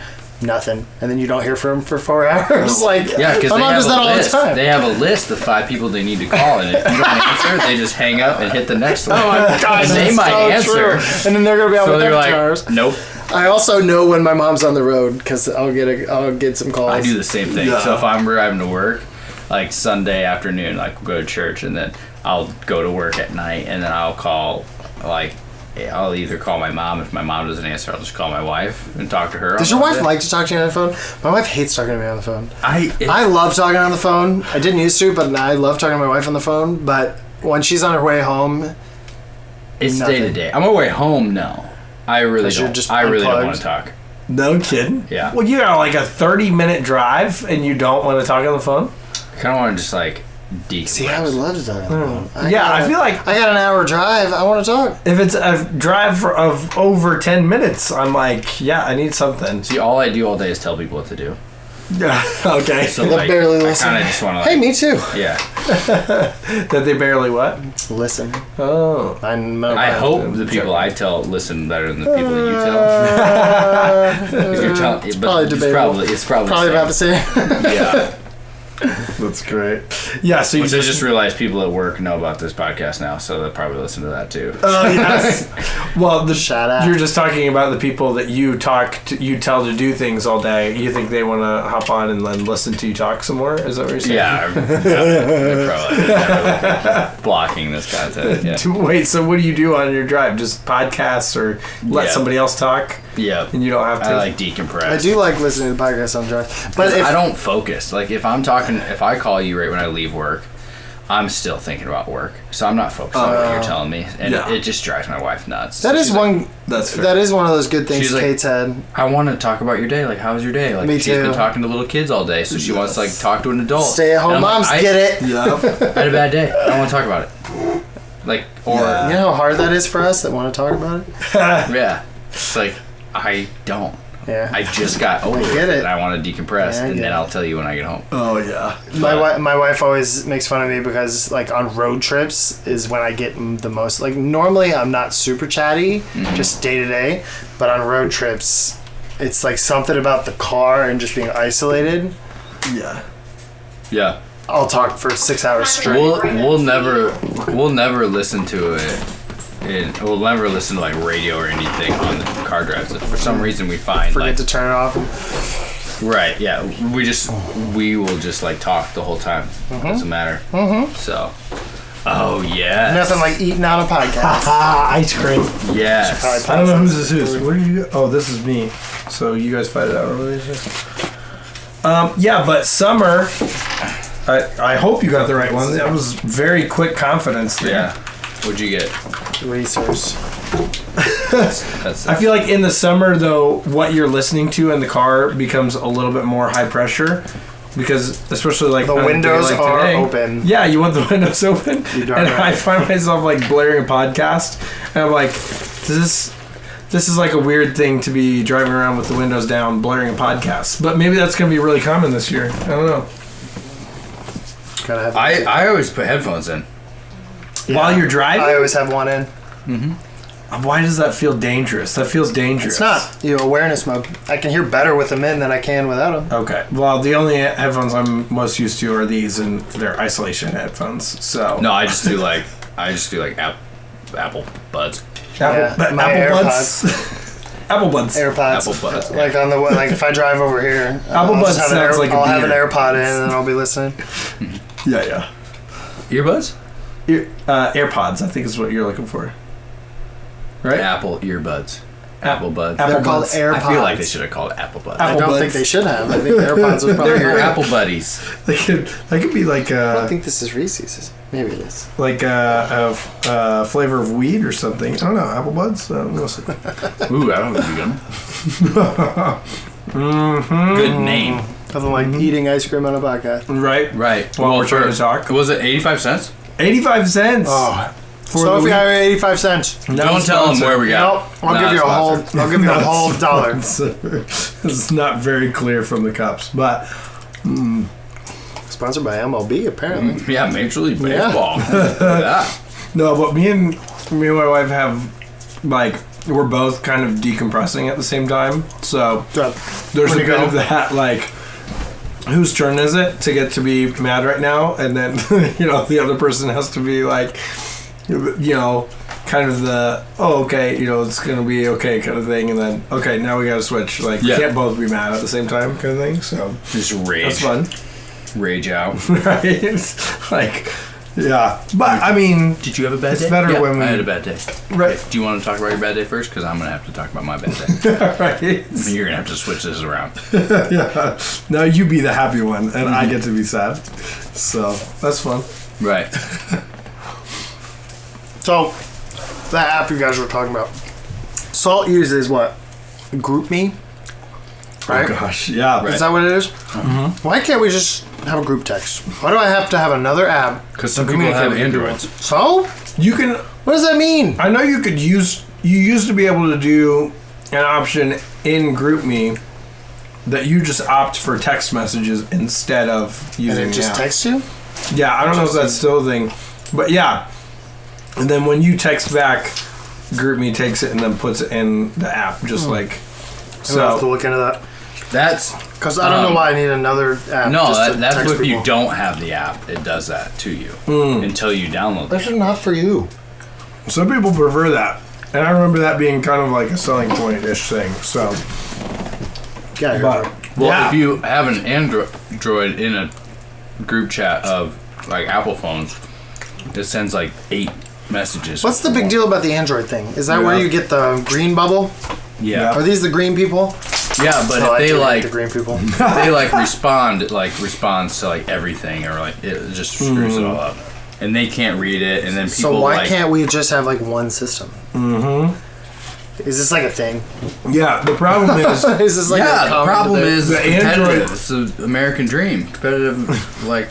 The problem capitalism at its finest. The Android system is the, like, all-in-one system. Apple is the one who screws up their messages the when elitists. they import it. Because they want you to, like, pressure your friends to also move to Apple. Well, maybe they should just get an Apple. Dude, the Apple CEO like literally said like if you hate the green bubble, buy your grandma an iPhone.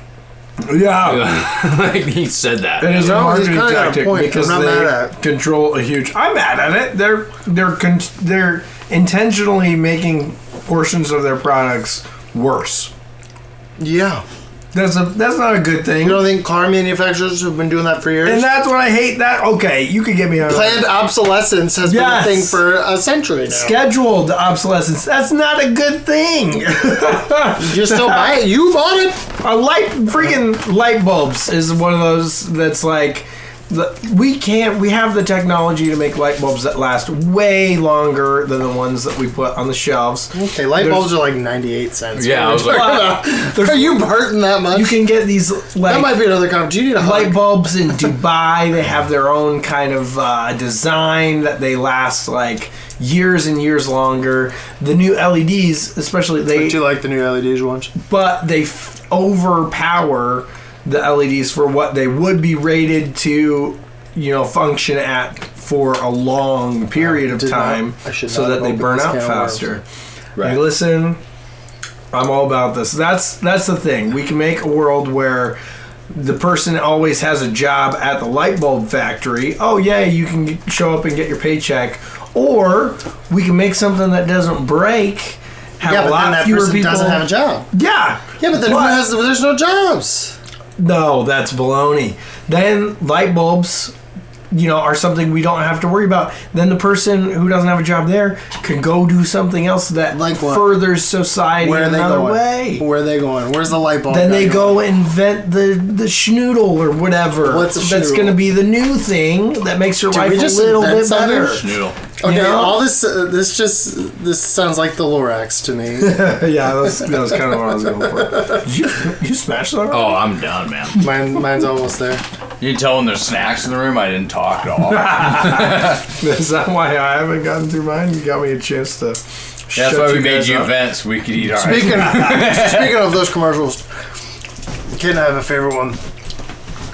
It's a dishwasher one, and they're talking about how, some people wait until their dishwasher's full to run their dishwasher, but I wash mine every day, and they go into this whole thing about why you should run it every day, and it doesn't use as much water as cleaning your dishes by hand, so you should really do it. And then by the end, I'm thinking about it, I'm like, so they want you to use twice as much of the pods just so you buy more dish pods. Yes. That's always. I was like, I see what they're doing. I was so mad. I was like, oh, I'm just a dumb American. Aren't you in like marketing? Like yes. So this spoils everything for me. I don't believe anything anymore. Like even from this, the side of like, oh, this is medically better for you. It's like that's a whole nother thing. Well, if this makes you more money, then I don't believe any of it. Like the whole Yeah, I can. Sounds like we're never getting a Pfizer sponsorship. No, and it's funny that then I will go and market things for other people. So I'm also the worst. I get it. I'm a literal telemarketer right now, so I know people would hate a lot of people have their qualms about my job or whatever, but at least I see through it in my own stuff that I use. You hate yourself too. Right? And you listen, I didn't want to do this anymore, but it's a paycheck, and it's so is the guy at the light bulb factory. Like you're like the toothpaste commercials that put the toothpaste all the way around all the bristles, and then the dentist tells you to do a pea size. Yeah, in 1/16 of that. Because you guys want to talk about how dentistry is a scam? Because that's a scam too. I had a dentist growing up that was fairly I could already see through it at teenage years or whatever that he was he would squeeze you out of whatever he could get, of like, hey, let's do more, x-rays or whatever. And if I ever showed up, like, without my mom to an appointment, like grandma dropped me off or whatever, then he's like, you know what? We needed x-rays today. I didn't even say that, but we need x-rays. And he's like throwing extra stuff on. My mom would be like, what happened at your appointment? So I can rage about this. I'm all on the I'm not anti-dentist, but I'm anti-corporate dentist. But I won't name the names, but I had a tooth that was infected or something, and I was just like, I don't care, please, I just need somebody to take it out. Like, right. I'm not that worried about it, I just need somebody to take it out. So I go to this dentist, and they're like, well, let's get in there and do an exam and cleaning first. Fine. They do it, and they look at it, and they're like, okay, well, we're going to have to we can only clean your left side first, and then you'll have to make an appointment for your right side. And we'll have to make an appointment to the right side, and then you can come back and we'll have to do... They wanted 3 appointments before they would even look at... They didn't even look at the tooth. Before they would even look at the tooth to pull out. So I went to the first appointment, scheduled the second one, and I'm thinking about it, I'm like, this is absolutely ridiculous. Tooth still hurts. Why did I spend money to go? We got this bill. It was way more than I ever wanted to pay. This is ridiculous. My wife had a friend who worked at a dental office. Yep. They got us in. They got me in. 15 minutes later, tooth was gone, and the bill was less than the original consult. Yeah. Don't tell me there's not a freaking scam out there. My daughter, we took her in. My oldest and my youngest, nothing. Not perfect, but perfect teeth. No, nothing to worry about. Evie, they said, yeah, it's bad. They said something like 15 cavities. Oh, and wow. she was, I think, 3.5 at the time. 15 cavities. Okay. So we've been holding on to this. They said they needed to schedule it.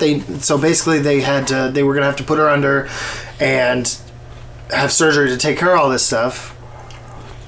And they said they sent us the original bill, and then they sent us the second, like the quote for how much it is, and then they said they needed it paid in full 2 weeks before the operation. And this was like thousands and thousands of dollars. This was not like a cheap operation. So we've been putting it off. Got her into another dentist last week, a different office, and the guy looks at it and he goes, well, no. This tooth can come out. It's a baby tooth. It's going to grow in. We'll just take this one out, and then we'll fill this cavity, and we can see where to go from there, but I don't think we need to do any of that. Oh, my gosh. So he's like, well, we can schedule you, and then they call back, oh, nope, she's going to go in tomorrow to do it. So we went from 13 cavities, had to go under, had to have a full surgery, had to pay thousands of dollars to, oh, no, we can take care of it, and she'll be fine. What is this? Yep. Hey, I'm all for capitalism, but that is not. That's some BS is what that is. Yeah, medical is different. I worked in a medical office, and there's definitely offices that operate from a standpoint of like, let's get the maximum amount of office visits out of you or whatever, because that's what they're doing. They're building the same thing over and over again instead of doing it all at once or whatever. So, but, there's the side to like, you're always free to get a second opinion. And like, apparently you always should too. That's ridiculous. But you got to get somebody that fits the way that you want to be treated medically. Like, do I want to be treated like in a very conservative kind of manner, like, yes, I do personally. Like, if I don't absolutely need it done, especially for myself, I don't need to be doing it. That's where I am. But yeah, my dentist when I was like 16 told me I had a wisdom tooth growing in like direct forward out of my mouth, and he was like, probably within the next 4 months or whatever, it's going to be scrunching the rest of your teeth, and you're going to be painful and pushing your teeth out of the way or whatever. And that was 15 years ago. 15 years ago, never got a procedure. 26 now, it's never hurt. I've never. And the x-rays that I've had done at other places, they don't even mention that I have a wisdom tooth. I'm like, what was this guy gonna do? Yeah, your wisdom tooth is already moved. You're gonna have like your jaw wired shut for a month after the surgery. Right. So yeah, I'm either very frugal and smart, or I just did the worst thing ever. So right. Yeah, we'll see. Yeah, I was supposed to have my wisdom teeth taken out like surgically too, and I just didn't. Yeah. Yeah. You turned those teeth into wisdom. Right. Mm-hmm. They're all coming in like sideways a little bit, but it's fine. Nice. Yeah. I mean, no one sees them. They're way back there. Your wife sees them. I don't know if that's true. That's weird. I mean, I'm not a great advocate for dentists anyways. I'm missing 2 teeth, but I also think it's ridiculous the way they... You've been thinking about moving to the UK? Well, like, also... They all point the same direction. Speaking of, like, we probably need to talk about women in pregnancy again. As always with this guy. But, like, all the stuff they scan. Like, what is all that stuff? Like, every time a nurse comes into the thing, they scan something. And I got thinking over there when I was waiting and just had nothing That's to think of. $100 every time they scan. I was like, they're just charging us for each scan. She walked in, scanned something, and left. What do we pay for now? What is she doing? You're talking about at the hospital? Yeah. When they log into the computer and they take out the gun that you used at the self-checkout at Target too. Yep. I don't think you could say much. Didn't you pay like $20 for Yeah, Kia? exactly. Right. No, this is more the first one. They charged like, your insurance company another $300. Yeah, exactly. Yeah, but still though, I'm like, what did you scan? Yeah. You came in, logged in, Kaylin's asleep. No, didn't tell any of us anything. Scanned something and left. Yeah, and that's when you're like, hey, by the way, she wanted a waffle with a side of fries. Yeah. No, you had to pay for that separate. You had to get that at the thing. Oh, okay, that was not included with your $20. No, this is the first kid. Okay. I had to pay like a regular amount of money. I forgot you had discount. 2. Yeah. It's I don't know. Yeah, but like most of the time, like in that stuff, like a lot of it does go to your insurance. So it's like, what a wild concept, right? It's like you're not paying for it, so we're just gonna keep scanning stuff, right? Don't worry about it. We're just billing somebody else for this, and for the treatment that we're doing to you. Well, what is it that we're doing to you? Gleep. Bye. Yeah. Yeah. That's funny. I don't know, different, but what were we talking about? Medical stupidness. Yeah, from a dad's standpoint, did you guys like take your kids into doctor's appointments? Do you still do that, or is that your wife's kind of domain there? Are we talking about like the scheduled like yearly appointment, or are we talking about like when they're sick? Are these different? Do you take them to any of them? Yeah. But I'm a stay-at-home dad, so it's like... Right. I used to be... I take her probably to the majority of them now. Back when we both worked, I did all of them because I had a day off during the week, and she worked the same hours as the clinic was open. So, yeah. Because she worked in a clinic. In the clinic. So every Thursday, like not every Thursday, but I would do it on my day off during the week. You know, it was just like I just did the doctor's appointments. So see, my wife's like... For the yearly appointments and the checkups and that sort of thing, she wants to be there because she has all the questions and she knows what she wants to know. Right. But for the sick appointments, it's usually like they come home, they get a cough overnight, and then I gotta go take them in on a Thursday. She's at work, so call in the morning, I have to take them in. So I do most of those. Yeah, my wife. For a while there, I do have to print out all the paperwork and everything that the doctor said and. Presented to them? Yeah. Yes. It's like a little report card taking it home to your parents kind of thing. Like, oh, how did it go? I just read the papers. Yeah, I don't remember any of what she said. Yeah, well, it was mostly like the yearly checkups, and it was like, well, there's anything crazy. Like, they're developing, and Thea's small. Right. Oliver has a big head. I'm like, well done. He's my kid. Yes. So, Yeah, Sophie does the majority of them, but every once in a while the schedules will like come up that I have to be the one to take them, and it makes me a little bit nervous. Like when I take them by themselves, especially for like the developmental-y ones or whatever. I remember the first one that I soloed. I walked in and they were like, "Did Mom come with?" Like look around. I was like. No, did I do the wrong thing? Like, dang it, I messed that one. Did I already fail? I just got in. Should I just leave? We need to reschedule. But yeah, the go through the whole thing. And they're asking, the most specific questions. I don't know if they still do for your older kids. Yeah. But like, so when he walks around, does he use both of his feet equally? It's like, I don't know. I don't know the right answers. Does he know 60 to 80 words? Right. Oh my gosh. Do I have to count the words? Right. I didn't count them. Yeah. I can't really even think of how many words I know. Stand on one foot and pat his head? I don't know. Ask him. Why are you talking to me? Right. Can you give him this test? It's not my doctor's appointment. What's going on? Yeah. Ask the kid. The funny part is when they get older, they can answer the questions, so you really don't have to do much. Oh, okay. That's the best part. Whew. Yeah, once you get to like 4 or 5 and they like start to engage. Nice. Yeah, they can pretty much do it. Our doctor would be like, well, can you run? Can you run over here? And I was like, it's a small room. Yeah, where is he going?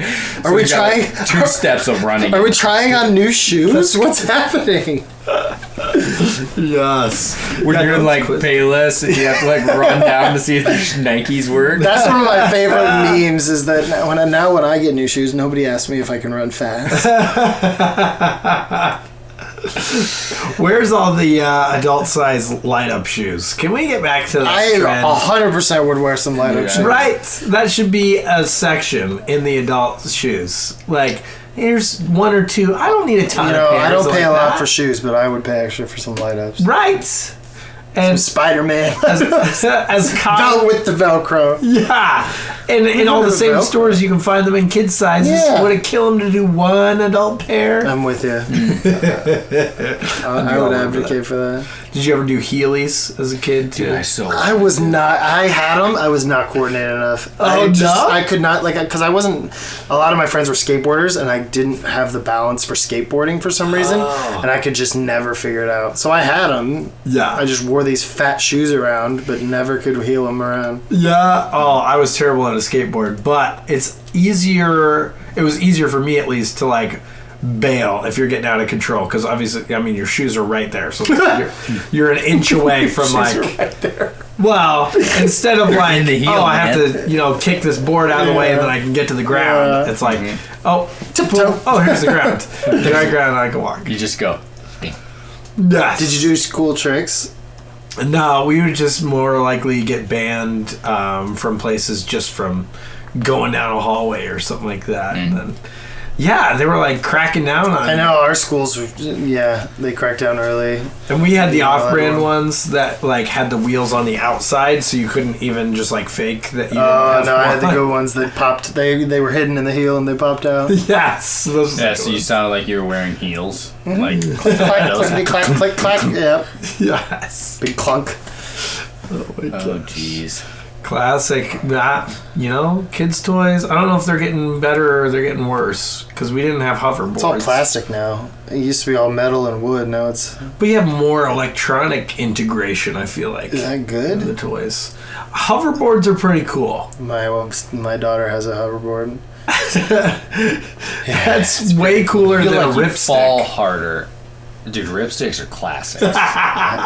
Dude, the core strength you need to do a ripstick? Yeah, try doing it How when much you're core 30. strength? How much core strength do you need to do a hoverboard? Yeah, none.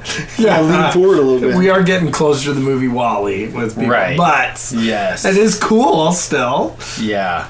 My daughter's hoverboard is like shiny. It's like metallic purple, and it has LED lights all over it, and it has Bluetooth speakers in it. It's so unnecessary. Yeah. And every time she hooks up, you can hear like do do do do, and it hooks up to my phone and starts playing random music. I'm like, this is ridiculous. Oh, on your phone too. I feel like That's a crazy. hoverboard, you can go from standing up to laying down a lot faster than on any other board. I don't know. You've never seen me on a skateboard. Right? Not great. Yeah, well, because the orientation of you is more like ready to just flop face first. Mm-hmm. Whereas a skateboard, maybe you have a little more twist to you that you're hitting an elbow first. I don't know. Yeah. So we've talked before about when something happens and you know you shouldn't laugh, but it's funny. Yeah. This has happened. My daughter has been on the hoverboard and going down the middle of the road, and on this particular model of hoverboard, when the battery dies, it's done. So there's no like warning and there's no like deceleration. It just stops. Oh, so no. Box wheel. Oh yeah. So there's been several times where it's like, oh, battery died, phew, and she just goes flying forward. Oh no. And I'm just cracking up in the driveway watching her cracking up, and I'm like, oh, this is. Yeah. Oh, God. And then she gets mad at the board. Well, did you charge it last night? Because I don't know what to tell you. Yeah. My favorite on the hoverboard is to just spin in circles really fast. Yeah, just do one leg.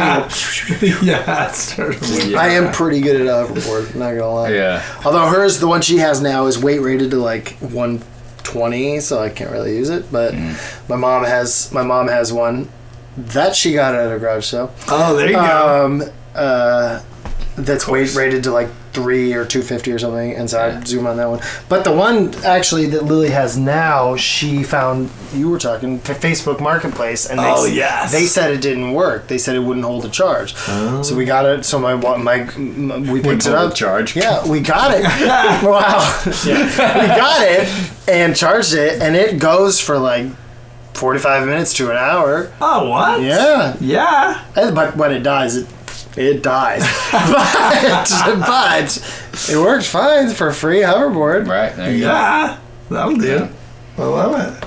I don't know. Yeah, I don't know about all the tech stuff with that. Integration into toys. The one thing I would love to do is get one of those skateboards that has like a motor on it with their little hand remote. Yeah, I've seen some of those guys rip around town, and I'm like, dude, they have them with the longboards, don't they? It's like a longboard. You just go whoop and just zoom. Yes. And but at that point, why wouldn't you get like a scooter? I feel like that's more stable. I feel like a scooter's more stable, but I don't know. It's cool. Well, it would be a lot more mobile if you needed to carry it for a section of the journey or whatever. Throw it in a backpack. So, but yeah, I mean, if you were needing an e-bike or something like that, you could probably go farther, but you gotta have a place to park it. My neighbor has an e-bike. He rides it to work. He rides it to Rivian. Oh wow, that feels perfect. Yeah. To an electric car. Right, yeah. And it's only like a hop skip. We can see the plant from our house, so it's. Oh yeah. Some of those. That thing gets going. Yeah. Does it? Yeah. He let me try it. That thing has some kick. It's got some torque on it. It's like, there's a lot of hunters that use like e-bikes because they're silent. Yeah. And they go quick. That's cool. Like to get to their. It's not a bad way to do it. Well, so what happens when you get one? Then you pull it on the e-bike? I'm sure you could drag it. That's like a whole different. What do you do? Pull it and like put it on a sled or something behind you? Or? Yeah, or just like wrap a rope around its antlers and. Our hunting ancestors are like looking at that. Like, what the heck is going on? I don't know. Are you gonna be able to drag a moose down the mountain? No, I don't think that works for certain I'm hunting. Like flatland white-tailed deer. Yeah, white-tailed deer in Illinois is pretty flat. Where you're like a quarter mile from your house. Yeah, you're right. But yeah, like the silent aspect of it is people can get down in the stuff like better than like an ATV. That makes sense. Yeah, but you are. Why is it always comes back to women's pregnancies and hunting with you? I don't know. I'm pretty good at two things. I don't know. Getting naked babies and hunting. Right. I'm not a man of many talents, but oh my gosh, I do a couple things well. I feel like another the worst side of new toys. Like I feel like the kid toys are getting it's much more likely for them to be noise making. Everything makes and noise. Light up and yes. Holy moly. Everything. We're getting so many of those. Like we got we got this beautiful train that I kept trying to give to Brady's kids. No. It just plays the same loop of music, like that's like 15 Is it a seconds 15-second loop too? It's not even like a good one. And as soon as you give it to the kid's like, no, don't turn it off. I want to keep playing with this. I love this song. It's my jam. Yeah, hour, 2 hour, 3 hour, and he's like, is it at least a good train, or is it just like a train that plays music? It's a train that drives around like fairly randomly, blows bubbles, lights up, and plays the same song, 15-second song, over and over and over seems again. Dope. So, see, but that seems like sensory overload. Like, do we really have attention spans that don't last enough that we need our trains to blow bubbles and light up? Yes. I still have my wooden train set from when I was a kid that my kids play with. But they put the track up. It's 1/8. It's like an 8 loop, infinity loop, and they just push the little trains around. Yeah, and that should be enough. That should be enough. And they love that. That's awesome. We didn't get fun things. Why do they get fun things? Okay, so are you guys guilty of this? Have you ever like bought one of those, put the batteries in, like for Christmas or something, and then the batteries disappear halfway, and then be like, well, yeah, we're gonna take those back out. Somebody told me their hack is they just tape over the speaker holes. You put tape over it, and it like deadens it so much that it barely makes noise. That makes sense. So they'll be able to hear it when they're playing, but you can't hear it from like the couch of the other room. I've definitely like one of those little rider like scoot things that has all the buttons and it's an airplane or whatever. I definitely we have a Spider-Man. Like, we have a Batman one. We're getting getting those out. Like that's too much. Our son got one of those for I think his birthday one year, and it was the Batmobile. And every time he scoots forward, it makes some Batmobile noise. It's hard to. And for the longest time, he didn't know who Batman was. He knew about the Batmobile. So every time he'd see Batman or the Batman logo, he would call it Batmobile. Oh yeah, so that's Batmobile. That's Batmobile. Yeah, from like age 2 on, it was everything's Batmobile. That's Batman related. I think he's finally started to understand. But now we're into Spider-Man. Everything is Spidey, Spider, Spider-Man. Yeah. Oh, Spidey and Friends.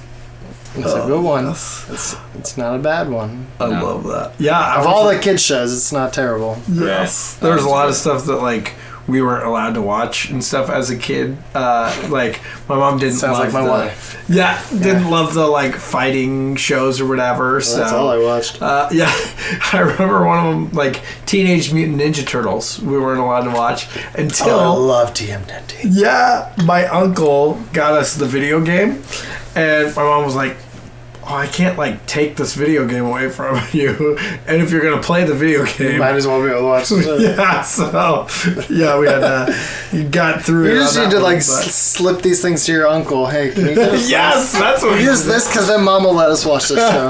Yeah, what's the path to get my kids to watch WWE? Get some action figures from aunts and uncles. I never got any of the toys. Mine was so the way I got started with it is my grandparents are both deaf. And where is this going? Well, I'll get there. So my grandparents are both deaf. My all 3 of their kids have full hearing. Okay. So growing up, I didn't see them consistently enough to learn sign very well. Okay. Like I knew enough to communicate basic things, but not enough to have like conversations. Right. Okay. But my grandfather was a diehard wrestling fan, so he would always have it on. So that was like the thing we bonded over, nice. like hard. So I would at first I would only watch it when I was there, and he would have like the VHSs and then eventually the DVDs of like certain events, and then eventually they were like very early TiVo adopters, so they would and of course they're deaf, so they would watch it all with closed captioning. But that was something we would be able to bond over. So that's something where and then I just fell in love with it myself. So that's where that came from. There you go. Now I'm still addicted to it, but I don't get to watch it because there's like I don't know how there's like 10 hours a week of new content between all the shows, and obviously 3 kids. I don't have time to watch all of it, but I follow it as much as I can. I watch all the big events. But do you the parents of your kids that you watch ever walk in and WWE's on? They're like, so Klaus, what have you been watching all day? Well, most of the time when they drop off like first thing, and like it's 6 o'clock something in the morning. So I just rolled out of bed, and then we don't really watch TV through the day. So either we're outside or I don't know. So now that's never happened. There you go. Wow, I don't know how you do it. Nobody can judge me in the winter in Illinois. In the winter, it's a little more rough, but. For the most part, it's just finding activities and keeping them entertained, but they're still young enough that they take their naps, and then we have a pretty rigid schedule of kind of how the day works, but... That's why you have 2 Wiis. Yeah. Okay, for a little bit, we're going to play the white Wii. Then we're going to unplug that. That's why we're going to plug in the black Wii, and we're going to play the same game. But we got Wii Sports. Yeah, especially spring, summer, there's no... and you've seen our yard. We have... Everything, yeah, we got all the things. Yes. Let's be entertained. And they love that sandbox. I hate sand. I can express to you how much I hate sand. These kids love that sandbox. So every day I'm like, I think I'm just going to dig that thing up and get rid of it. See, Kaylin wants and then they're out there for 3 hours playing with the damn sandbox. So I can't get rid of it. Yeah, Kaylin wants to get a sandbox. No, sand sucks. I hate beaches. Do you find more sand in your couch or Nerf darts? Big anti-sand guy. Oh, well, see, most of the time, if they're out in the sandbox for long periods of time, they have to go straight to the shower. Like, they don't even get to come in the house. They go... Wait, they get that, inundated with the sand? God, they get it everywhere. Yeah. It's ridiculous. Or I go out and I, shake them down, or in the summer, I just hose them off before they come inside.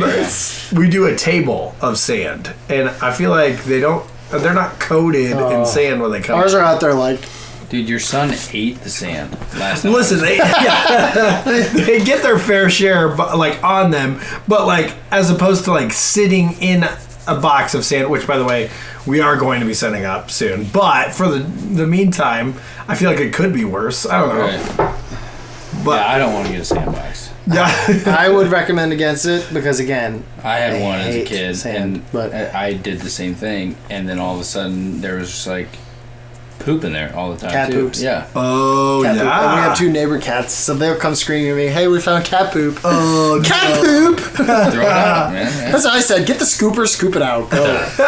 But one thing that's gotten better for toys for kids is Nerf guns. Nerf guns are awesome. Some of those are dude. I thought I was. And now they've good. graduated to the little balls. Right. I thought I was pretty good. I've shot my brother in the eye 4 times. So I was I'm pretty dang good. Yeah. And now these new ones, I'm I can shoot pretty dang good. I'm pretty and good it with a kind Nerf of gun. hurts. It hurts. Oh my god. My wife gets very mad when I shoot her. Right. Wow. Okay, so here's another one. So we talked about the dad tackling video, but there's another one that's been making the rounds of it's a woman standing on a stepladder in her living room and she's painting. Yes. You've seen this. And the boy runs in, shoots her in the butt, and then sets the gun down and runs away. And the woman screams bloody murder when she gets shot, falls backwards, and all the paint falls on her. Right? So the debate is this a real video or is this a planned, we know it's going to go viral type video? Oh my god. Because the comments have a very hard debate going on whether it's real or not. So are you a big comment guy? I love video comments. That you I never read the comments. I love the comments. Honestly, because I don't understand people who comment on videos. I just don't get. I don't think I've ever, unless it's my wife's Instagram post. Right. I've never once commented on anything. Yeah. I don't like anything. I don't know how they understand my algorithm because I don't like anything. I don't do anything with it. Yeah. But I read the comments because it's just hilarious. Who are these people? And I know most of them are probably robots. But I find myself funny. I comment on stuff. I don't often. comment. I don't understand. I don't understand what makes people comment. Yeah. Because it's those people who feel like it's most important to hear their voice. I believe that. That's why you comment? Yeah. Yeah. So I do read all the comments, but there's a big debate on whether this is real or not. So I don't know if you'd seen the video or not, but some people say she's screaming that, because a lot of people are like, oh, she's kind of screaming a lot for a Nerf dart. And then other people are like, well, she got paint in her eyes. I'm like, It goes back to... But she's also painting in her living room in front of this, like, nice leather couch. Yes. With no tarps, no nothing. Like, she could be a great painter, I don't know. But there's, like, no safety precautions. Yes. I don't know. And it's a whole, like, roller tray. I also don't believe most things on the internet, so maybe that's just me, but... It goes back to the marketing thing of, like, for me, in situations like that, it doesn't even matter what the right thing is, because the most important thing is that everybody's talking about it. That's what I mean. It's a great video of they knew it was going to go viral. That's why they posted it. Right. And it's like shot like it's a security cam, but the camera's like set up in a weird way that like, it doesn't really look like a security camera. Right. So I don't know. It is very clear. I've seen it on like multiple different platforms, so I didn't know if it's been going on. I don't know. I'm sure there's a fair share of like, oh yeah, let's film this viral video and or whatever, like. And now it's like every video is like, oh, this is so fake. Why can't there just be real videos anymore? Because all the real videos have been done. We've been watching America's Funniest Home Videos for 35 years. Yeah. It's all been done. Yeah, and now there's double the amount of eyes to compete for. So. No, way more than that. Right. Yeah. I don't know, man. It's hard to get in. You know that show's still going? I don't know how that show's still going, because it's just America's Funniest Home Videos. Oh, yeah? Yeah. It's got, why can't I think of his name? The guy from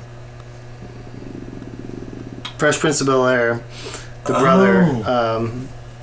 He's the host now, and I don't know why I can't think of his name. We watch it all the time. The short one? Yeah. The shorter guy, the nerdy guy. He won Dancing with the Stars. Know that. But he hosts now, but it's just a bunch of internet videos. Yeah. And I don't like... That's the thing. How they're still doing that video. Because how many shows are there that aggregate all the internet videos? Ridiculousness. Exactly. Yeah. Tosh.0. Exactly. Yeah. The internet. We don't need... Dude, how many people... That's their like whole YouTube platform. Yeah, they just watch videos and comment on them. React channels and stuff like that. Yeah. The funny part is, my wife. We watched that one. Alfonso Ribeiro. That's his name. We watched that one with the kids, and we put on the old Tom Bergeron, and I don't think we haven't gotten the Bob Saget ones, but we put on the Tom Bergeron ones, and my kids are like, who's this old guy? Oh my God. Who's this guy? Tom Bergeron. And they hate him. They're like, he is not funny. I was like, he's so much better of a host. He's like the best host. What are you talking about? So I'm like arguing with my 5-year-old about the quality of the host from the early 2000s. Yes. Yeah. Speaking of like big cameras of like people's that's the day. When when the old 90s ones with the timestamp in the corner. Yes. And to think those eras had prank shows, hidden camera prank shows with the giant cameras. Right. That cracks me up. Yes. I love that. Mostly around like a birthday where you can like hide it as like a present. Right, or a bush or whatever. It's come full circle because now you have the filters that make it look like it's an old camera with the timestamp. And like the old camera style shoot. Yeah. Yeah, like, vintage is always nothing. Back. Yeah, it's all cyclical. Yes. It's funny. That's nuts. Reminiscent. It's good. It's a good thing. Yeah, I think the fun, it's like, how much do they actually add to this? Because like I feel like a bunch of the shows will grab the same viral clip and then they'll make a whole show out of it. But it's like you do kind of add the congregation of a genre of videos or whatever. You're at least like putting together a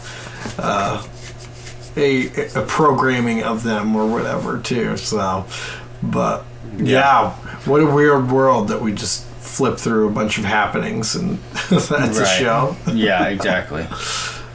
So I want to have a question, getting back to like... Let's get serious real quick. Yeah, let's bring it in. Back to like hobbies and stuff. Like we talked about kind of our regular hobbies, like typical dad hobbies, and then obscure hobbies, whether dad or not, whatever. But how do you balance of like our kids are all pretty young, but how do you balance of like pushing that on your kids or not? Like your own hobbies? Yeah. Or for them to have their own kind of hobbies, or both? Yeah, both. So, for some things, like obviously the guitar thing, the two of them are too young, and Lily, she has a nice guitar, but she's just, like I said, not at the point where, or she just needs somebody else to do it, because either I don't have the patience to, I don't know, it's something with her. Yeah. But like the garage sale thing, like you said, is my secret hobby. That they don't really get a choice because they're in the car with me. They're coming with me either way, so you better learn to enjoy it. Yes. But luckily, my kids like it because they know they're gonna like find fun things, and they're gonna get clothes, and they're gonna get new toys or new whatever. More likely you're gonna buy it for them at a garage sale than at Target. Yeah, and then we go out. Oh yeah, way more. And we go out. And I'll give them like however many dollars for the day, and they'll be like, and so they're learning. They're also learning like how to spend their money and how to like make decisions on what to buy and how to count it out and all that, like all that kind of stuff. So it's there's a utility to it, but yeah, they don't get a choice with some of the things. I think at a certain like at the young ages, they're just kind of there. So yeah. But I think older, there's probably, you do need to let them figure out. Like Lily is Miss Tumbling, circus, performance, that sort of thing, and that's not really me. But we find ways to let her express that and cultivate that. That's funny. Yeah. Do you make your kids make bacon, or? Yeah. Well, your hobbies of hunting and fishing is like, that's pretty stereotypical to bring them along with. Right. You know? Yeah. I mean, they like to go fishing, but like, it's a fine art though, because my dad ruined fishing for me. Oh. Because like he would take me on, like my dad was a pro fisherman. He fished on the professional circuit for like 2 years. So like me and him would do pro amateur tournaments where he was the pro and I was the amateur, and I was 8. Yeah. So I couldn't touch anything. I just had to be in the boat. You were just enough to qualify for that. Right. I would qualify him to like fish 4 rods by himself instead of just 2. You know. So and that ruined it because I was like always like on 4 in the morning getting up, and then weigh-in wasn't until 5 in the afternoon. And you're walking on eggshells, not trying to mess anything up. Yeah, and it's all like there are these big like we'd fish like the Great Lakes, like Michigan and stuff like that. Big trophy fish. Oh yeah, and it was like terrible weather, like whatever weather it was, like so it was just miserable. So I was like, screw this, I'm not doing that. So I stopped fishing for like ever, and then I kind of like got back into it on my own again. But so it's like a fine line of like how much do you introduce it to where it's like fun, or like, hey, you're going fishing for the day because you're coming with us. And yeah, maybe there's a little bit of like learning in that aspect though too, because like you say ruined fishing for you, but you love fishing now too. So like, but have you changed the kind of fish? Like, is your idea more of like a small boat on a big pond, or like standing at the edge of a pond or something like that and just casting? And is it more like that? So he would like always like troll. So it's like 4 rods out, 2 miles an hour for 8 hours straight. I'm casting reel now. Like I'm too impatient. So maybe that's more fun for me, anyways. That's the way. That's what I would picture. Maybe on a nice Sunday afternoon. Yeah, different personalities too, because he was more patient and like that stuff. But not with us and our attitudes and stuff like that. But like with fishing, he was. And so I don't know, but like my kids enjoy it, but they enjoy it up to an extent, and then I stop and we go home. You know, like it's not like, oh, I want to fish longer, so we're gonna stay here for 4 more hours. You know. So I'm sure like going down the road, they'll like either like want to go for like a full day, and there'll be a time where it's like, hey, well, we're gonna go fishing all day. So like if you're gonna commit to that, you're not going to complain on the boat the whole time. Like they're going to complain on the boat. Yeah. So he has very high standards for these. I don't know what age that'll be. You know, but like 25. They're going to complain. Like if you're 13 and you swim pretty well and you're complaining too much, like you can go back to the boat ramp, but I ain't turning the motor on. You know, like get out and swim. So, that's. But yeah, I don't know.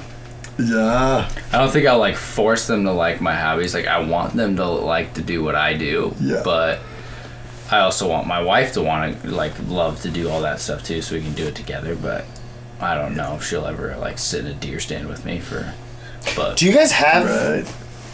Do either of you have like a hobby or like something you do with your wife that you both are into? I feel like the things that we end up doing together.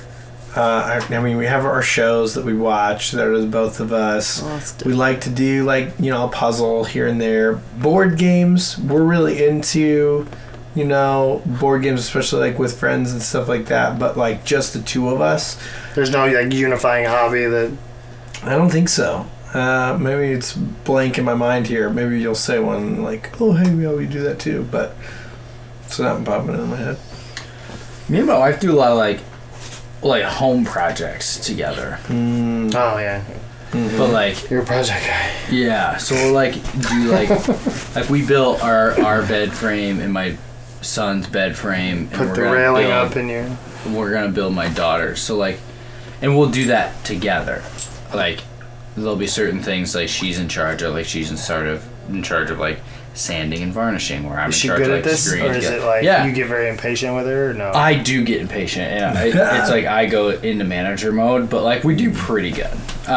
Like she's like, when we first got married, it was like, I don't understand why we need to buy a $200 tool to like do this, and now she's like, I want to learn how to use the tools. Yeah, like I want to, like I invest, like we need this $500 miter saw. Yeah, exactly. She's like, yeah, for bathroom projects we're gonna do.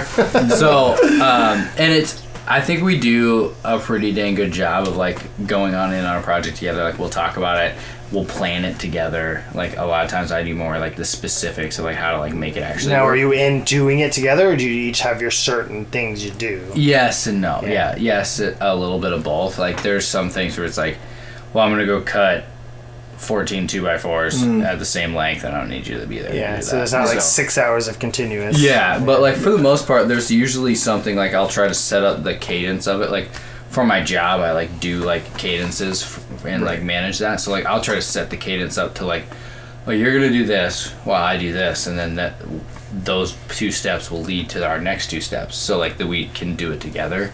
Yeah. But that kind of stuff. Like most of it we can do. Like when we like redid our floor, it was a lot of me just doing it. And she was just there. But yeah, my wife and I do more like DIY kind of versions of that. Like we're not the like $500 miter saw kind of couple, but we'll do like the Pinterest things that you're like, would that actually work? We're like the ones that are doing those. So yeah, I mean the thing behind your TV is amazing. And like, it does look great. It does look great. Yeah, and I did shiplap, which I feel like was fairly similar. Those, I feel like at least they're cosmetic. Like I can justify in my head if I'm terrible at this. It's not that a wall's gonna fall down on me, but I can take a staple gun or a brad nail or borrow one or whatever, and I'm gonna try my hand at this and we'll make it work or whatever. And it's fun if you do it with your wife. Yeah. And if it doesn't look the greatest, it's like, well, we had fun doing it, like that kind of thing. And we like to do that. I can't think of another hobby that, there's hobbies we used to do. Like, we used to try to do different breweries all the time. Oh, yeah. Stamp collecting. You stamp collect? No. Oh, like, is that serious or not? No.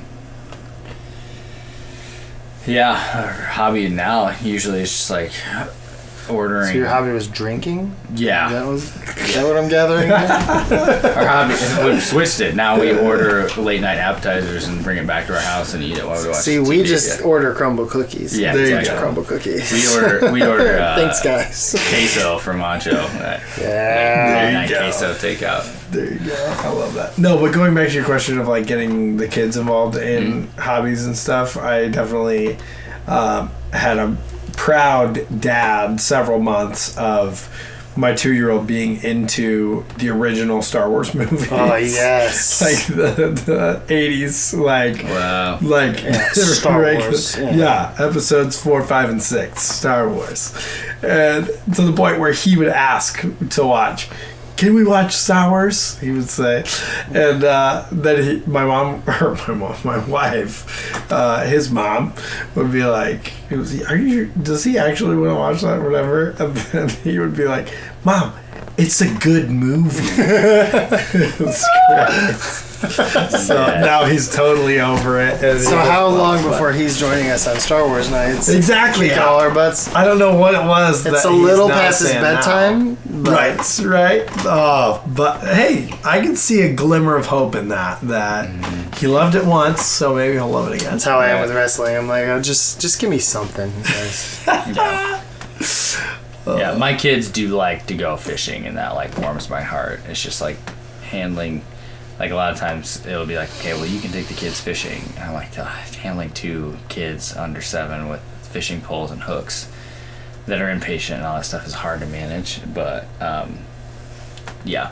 Because Kaylin sometimes will just take a rod by herself and just go down the bank and like fish by herself, and I'm handling both the kids' poles. And I'm like, this isn't fun. I'm not fishing. I feel like the wife keeping up with my hobby is more of an accurate like statement of how our hobbies go. Of like, because I'm a very hobby oriented kind of person. Sophie has a few, but like I'm like, when I have free time, I would love to just like pour it into hobbies kind of thing. So yeah, but on the Star Wars note, Sophie's been keeping up with The Mandalorian with me and has watched a bunch of the, new shows and stuff episode for episode with me. And so that warms my heart for sure. Yeah.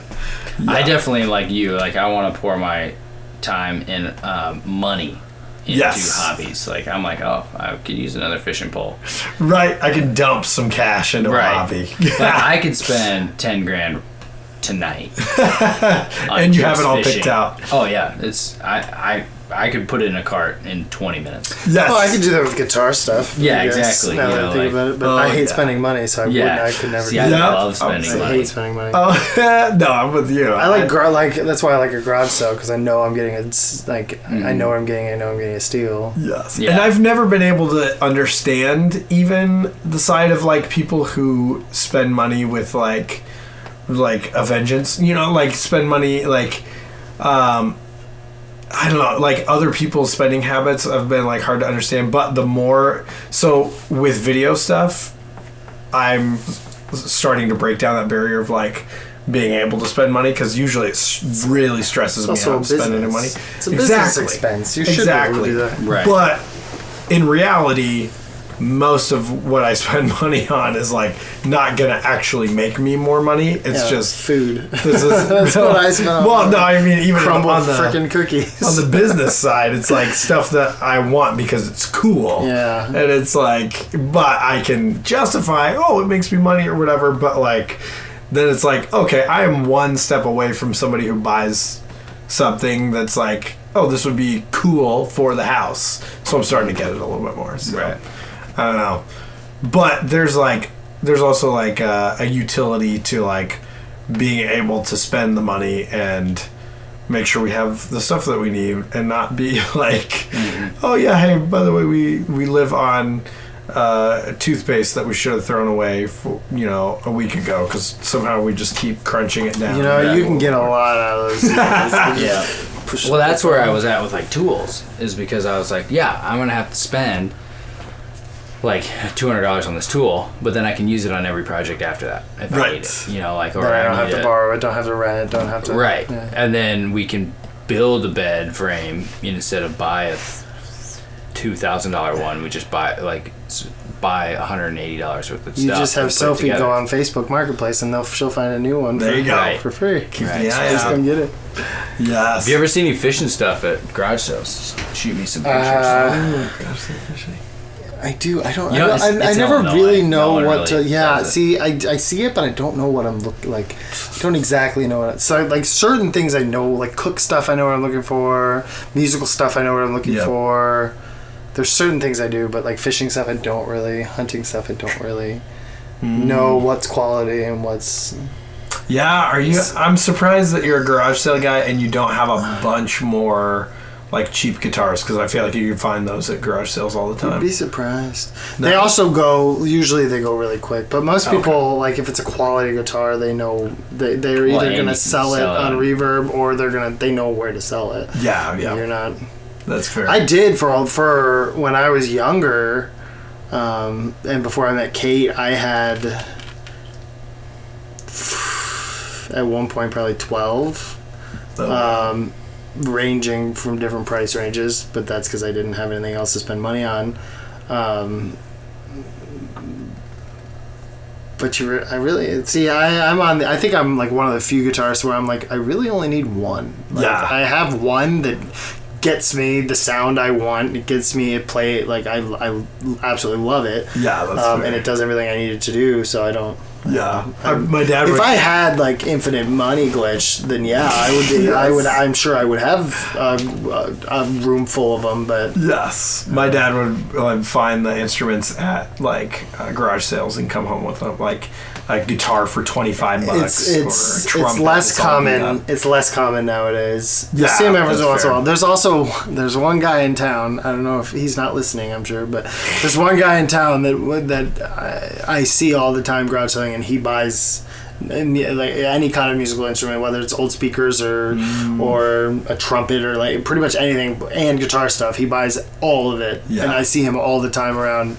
Like I know this because I sold some old stuff I have garage sales once a year, and I sold a bunch of equipment that I wasn't using, and he came and bought it all up. I was like, we'll just do a package for all of it. I forget how much it was, but he bought like all my guitar bags, cases, everything I had. So, keep an eye out for him. He's out there. Does he resell it? I don't know what he does with it, but I've seen him in multiple garage sales because I'll be looking at something. I'll be like playing through something, and I'll be like, look at it, set it down, go look at something else, and he'll be behind me, and then he'll grab it and go without even looking at it. So I don't know what he does with it. That's good. He's out there. Probably resells it.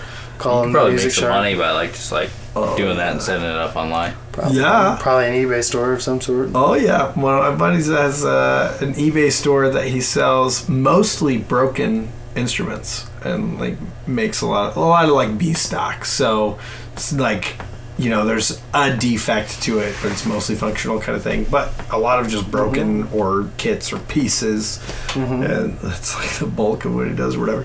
But yeah, he cut me a really great deal on one of the guitars that I've got too. So it's good to know the people. The Alvarez. The acoustic, yeah, got it to me at cost. So I was super grateful. So anyways, on that note, if you have stuff you're looking for, just give me a list and I'll... For real. Kate just sent the list. She made a big list and then we send it to my mom every year, and then I have the list and we know what to look for.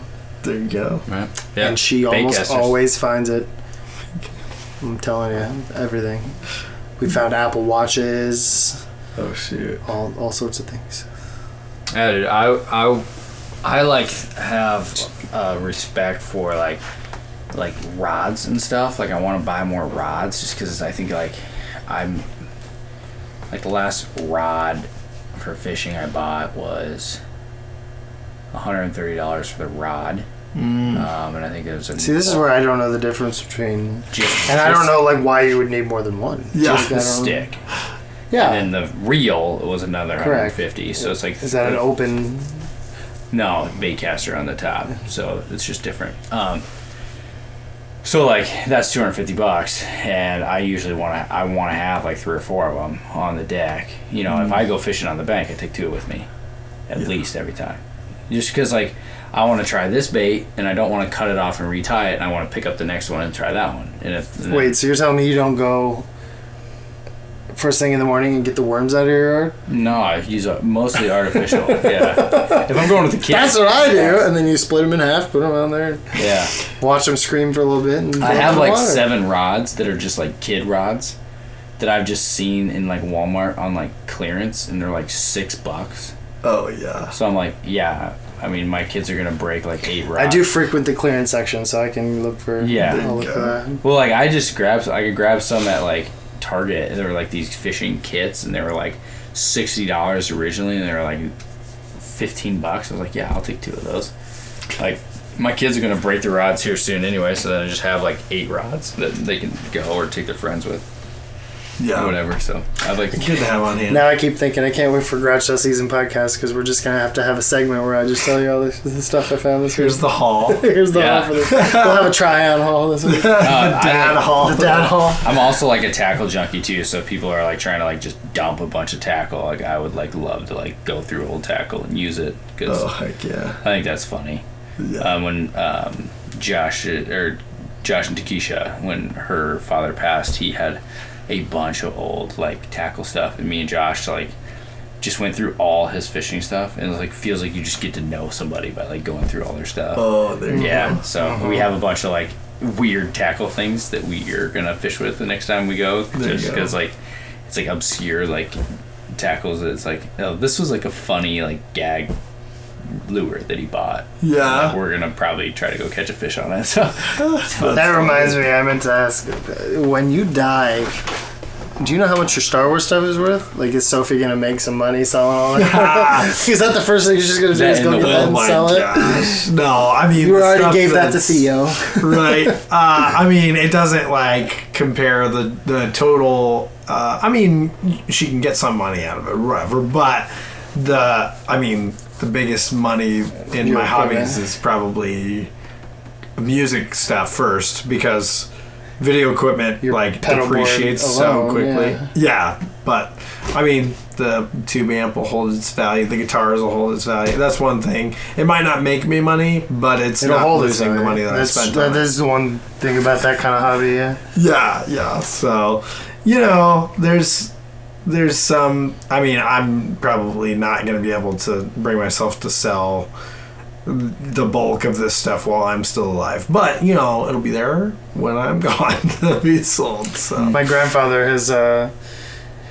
he has a comic collection, and he got me into comics young, so I have a okay comic collection. I don't really know what I have at this point, but his is he came over as a POW, I think, to Canada, and then so when he came here from Germany, he taught himself to read through reading comics, American comics. So he taught himself English that way. And then it just became a lifelong thing. So he every week frequents his shops and travels around. But he probably has. My mom calls it a museum-worthy collection because he's just got. Oh yeah! I mean, just his basement is just wall-to-wall, like metal shelving and boxes and boxes and boxes of these comics. So he's probably got millions of dollars worth of comics down there, and no one knows what we're gonna do with him when he dies. No kidding. I mean, they're in their 80s now, and the work of going through that though. That's one of those like you just have somebody come.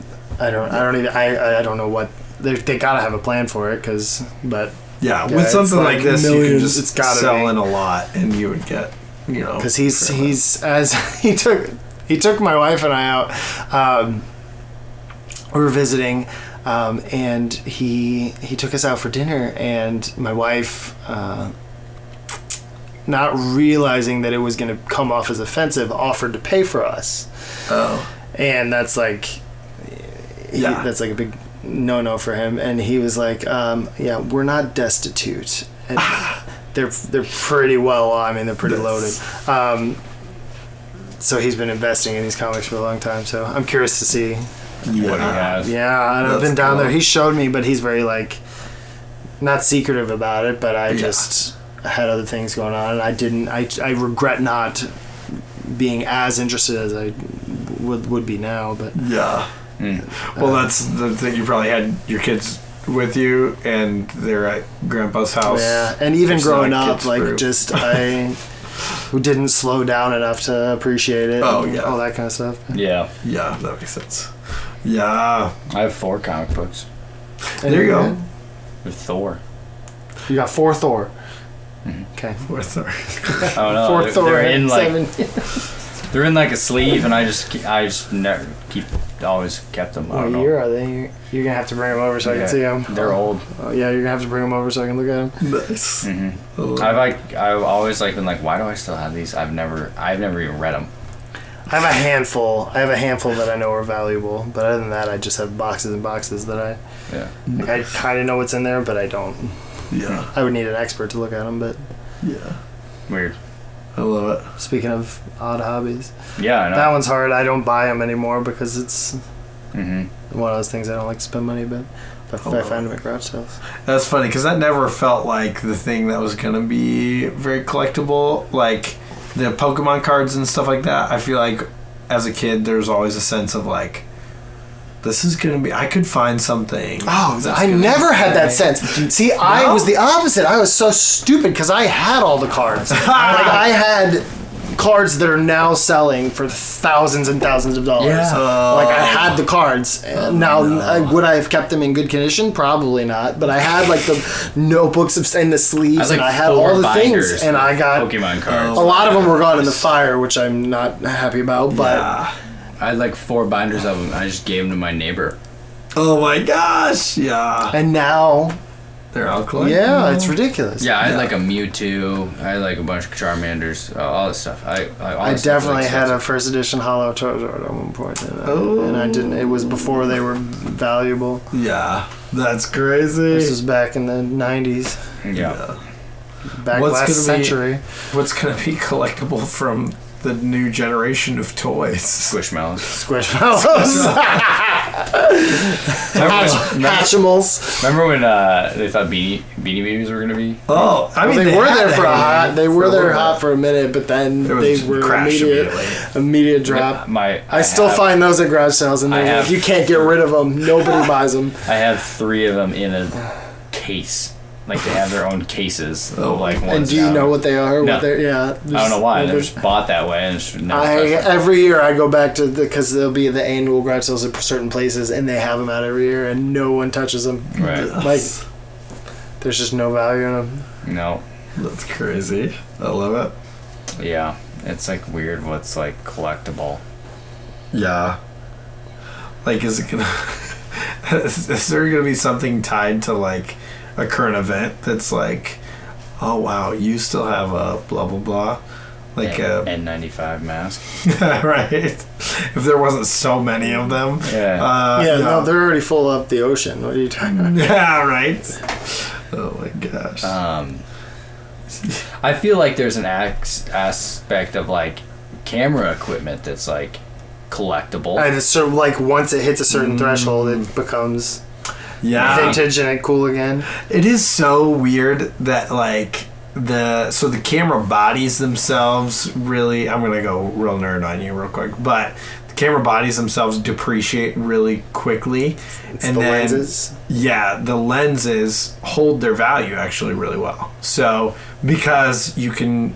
And it really does depend on like what kind of mount and what kind of system they use. So like one of the lenses that I bought is a lens from the 80s, and it still works. It's a really versatile kind of lens, so that's why I have it and keep it around and use it. And if I turned around and sell it, I could get exactly what I paid for it, obviously at this point. But yeah, the lighting equipment and stuff like that, of course, it looks like it's going to hold on to its value, but again, we're just switching over to LED, so it's hard to tell, on that side what's going to... Plus, in 10 years, there could be a whole new technology that... Yes. LED will be like the halogen lights that nobody wants anymore. Right, and it's hard to know what in the future is going to feel vintage, because, there's the whole side of, the VHS cameras that are really... Some old crap is just old crap. Right, VHS tapes, nobody... who collects VHS tapes? Yeah, but, the lenses from film cameras, old, 35 millimeter, film cameras, those are... kind of have a niche kind of place right now in the market and kind of a look that people go for. And the old Polaroids are hot right now. Yep. Original Polaroids are real big. Yeah. So it's is there going to be something like that from this generation that's wow, you got the ring light. Rad hats.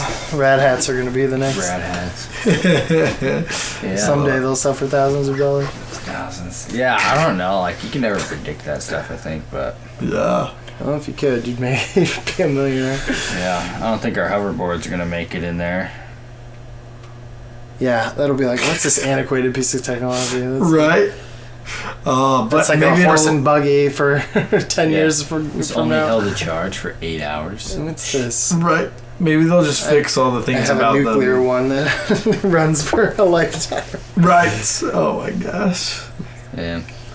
I don't know. It's different. I just thought like with the like more so collectible with the camera stuff than like holds its value forever, but yeah.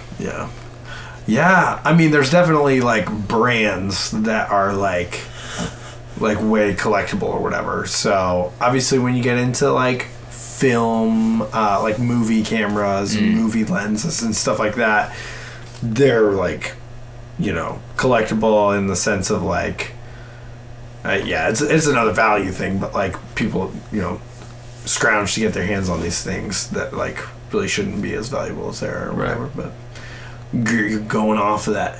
This is the classic look from this film or whatever. So, but yeah, it is. Nice. It's fun to chase that. It's good. Yeah, but it is good.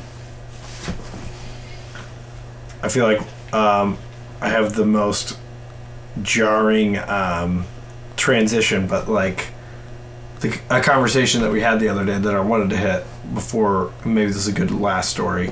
You were saying the other day that one of your favorite pizza toppings, before naming other pizza toppings, you said one of your favorites is Canadian bacon. Mm-hmm. And I kind of wanted to punch you in the face. So that's just ham, right? Yeah. That's just like a douchey way to say ham. But ham is better than Canadian bacon in my mind. What is Canadian, like what's the difference? Is there a difference? Or is it the same cut of meat? I think it's ham. It's just on pizza. The pizza way to say it? Wait, so in your mind that's the same, ham and a Canadian bacon would be the same on a pizza? Right. So if I just took a slice of ham and put it on there? Isn't it? I don't know. I'm asking you since it's your favorite topic of pizza. I thought you were saying it was a difference in the way that it's cooked. That like Canadian bacon is like smoked in a certain way. Is one aged for a little longer? And then ham is like... You're the one who makes bacon. Juicy. I feel like you should know that. Yeah, bacon man. Do the bacon I dance. I make the American bacon. In my defense, I said my favorite topping is Canadian bacon and bacon. And bacon. Both bacon. So double bacon. Oh my one gosh. From just a North American bacon double down. Yeah. Have you been to Toppings? Mm-mm. I bet they could make you one with Canadian bacon and bacon. I don't know what the difference between bacon and... I know what the difference between bacon and Canadian bacon is, but like I think Canadian bacon is just ham sliced. I feel like it's drier. I feel like it's drier than ham. Because like I've had pizzas that are like meat lovers or whatever, and there's Canadian bacon in these rounds, and then there's cubed ham. That's a totally different texture and amount of like moisture or whatever. I feel like it could be like smoked ham. Yeah, I feel like it's probably a difference in the. This is where we need somebody sitting over there to look this up for us. There's just a bunch of dummies debating the but for process me, of Canadian bacon. The idea of that to come up as like a favorite pizza topping. There's so many better meats to put on pizza before Canadian bacon. Like sausage. Like so defend yourself is what he's saying. Oh, you want to like fight about it? Yeah. Oh, he's hot. What's an acceptable? He's hot. He went out of the way to bring this up. Yeah, I don't know. Sausage is like classic. I just feel like the Canadian bacon combo is just like. Is pepperoni just too greasy for you? Or it's. Yeah, like not greasy, just too much tang where you don't get the rest of the flavor. I feel like it's a subtle flavor. It's fine. You're wrong. I mean, I like all the other meats. Like, favorite, like, I will eat a meat lovers and eat it all. Sounds like you like meat. Yeah. That feels like a dad move, though. Like to get the meat lovers. Yeah, get meat lovers. Yeah, I mean, I'll get the meat lovers, but, like, me and Kaylin have kind of decided that Canadian bacon and bacon is, like, our sweet spot. Cause she doesn't really like pepperoni. You're not a big sausage guy. I like sausage. Like, I don't. It's just, like, A lot, and I think sometimes I don't want all that meat like falling off my pizza because I always dip it in like ranch. So then, what kind of pizza? Well, you're right there. Right. Good job. Like I'm a Midwesterner, dip it in ranch. So what kind of pizza? It's hard to dip when it has that much like stuff on it. It's just funny to me to do one cut of pork that melts in your mouth and the other cut of pork that that you have to chew for another 3 minutes. Like the combo is hilarious to me. That's funny. Yeah. No, but that's good. I feel like the 2-topping, you have to have your prepared what you and your wife like. Because usually when you go to a pizza place, you're like, I just have to order 2 pizzas. We just ordered 2 pizzas. Yeah. See, that's the thing was we ordered 2, but like because my daughter likes sausage and my son likes pepperoni, or the other way around. I can never get it right.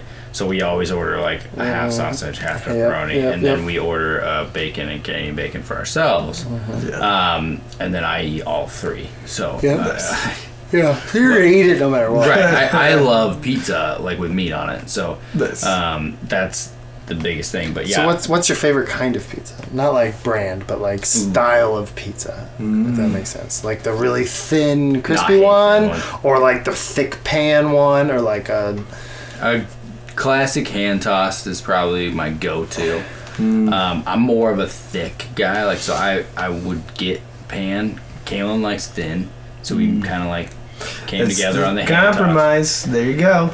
Our compromise toppings is the sausage, green pepper, and onion because I need the meat and add some flavor or whatever with the others. But yeah, I'm all about the flavorful meat. Oh, the other thing we put on veggies. There's so many other ways to prepare Canadian veggies. bacon, and black olives. Okay, just ruin that. No, yeah. Olives. Why did we allow you here? I don't know why more people. You don't like olives. Yeah. Did you say that? Yeah. No, I don't know. Okay. I don't understand why more people complain about pineapple than they do olives. Yeah, olives is acceptable on pizza, but pineapple's not. I don't understand. Yeah. That. See, I don't like fruit. Wait, so you're a non-pineapple person? I don't like. What does that mean? You don't? Okay, like so fruit? but if we it's do a texture thing. You do a bacon. There's like and ham 10 different and textures pineapple. associated with Does this fruit. do it for you on pizza? No, like I can't wrap. My brain doesn't wrap like around something that I put in my mouth and it's hard and juicy at the same time. Like I can't do it. I can do an apple, but I can't do like a berry. What? Because it's like. Oh, like aside from pizza, totally. Aside from pizza, like, no, we're talking about fruit now. Yeah, like but so I don't understand. He said he pineapple. doesn't like the texture of fruit, but there's like 15 different textures that go with fruit. Exactly. Every fruit has a different texture. Like banana berry. is a completely different than a strawberry, and a completely different from an apple. But you don't like any of them. And I'll eat like an apple or like a grape, but like, yeah, the other ones it's like it's too weird. Bananas don't do it for you? Nah, I just never liked bananas. If you put them down into a smoothie, would you eat them? Like, do you like the taste of banana, or is it just the texture? I'll eat like the artificial candy of banana. Laffy Taffy banana. But I won't eat. What about banana bread? Banana bread? Banana bread I'll eat. I like the bread. taste of banana. I hate the texture. It's weird. Strawberries? Nope. Watermelon? Nope. Blueberries? Nope. Whoa, what? Yeah, this is obnoxious. Wait, blueberries is a no? Nope. Grapes is a yes. Yep. Blueberries Summer is day. a no. Summer day. I don't know what it is. Freshly ripe. I don't know what it is. It's like it's watermelon. It's the fact that it's like hard on the outside, juicy in the middle, and then there's seeds, and like I can't wrap my head around it. That's why it's happening. I don't know. It do you eat freaks vegetables? me out. I like throw what up. about peppers? Do you eat vegetables? Yeah, vegetables I'll be fine. Wow. Like, so a carrot, great. Done. Corn. Yep. Fine. All vegetables. I'll eat every vegetable. But no fruit. Nope. Wow, you're the opposite of almost every kid I've ever met. I know. No I was an oxymoron as a kid. I was No like, kidding. just like Checks they were out. like, you'll eat all our vegetables, and I was like, yeah. If They'd you be like, okay. if you take my fruit, I will eat every vegetable you have.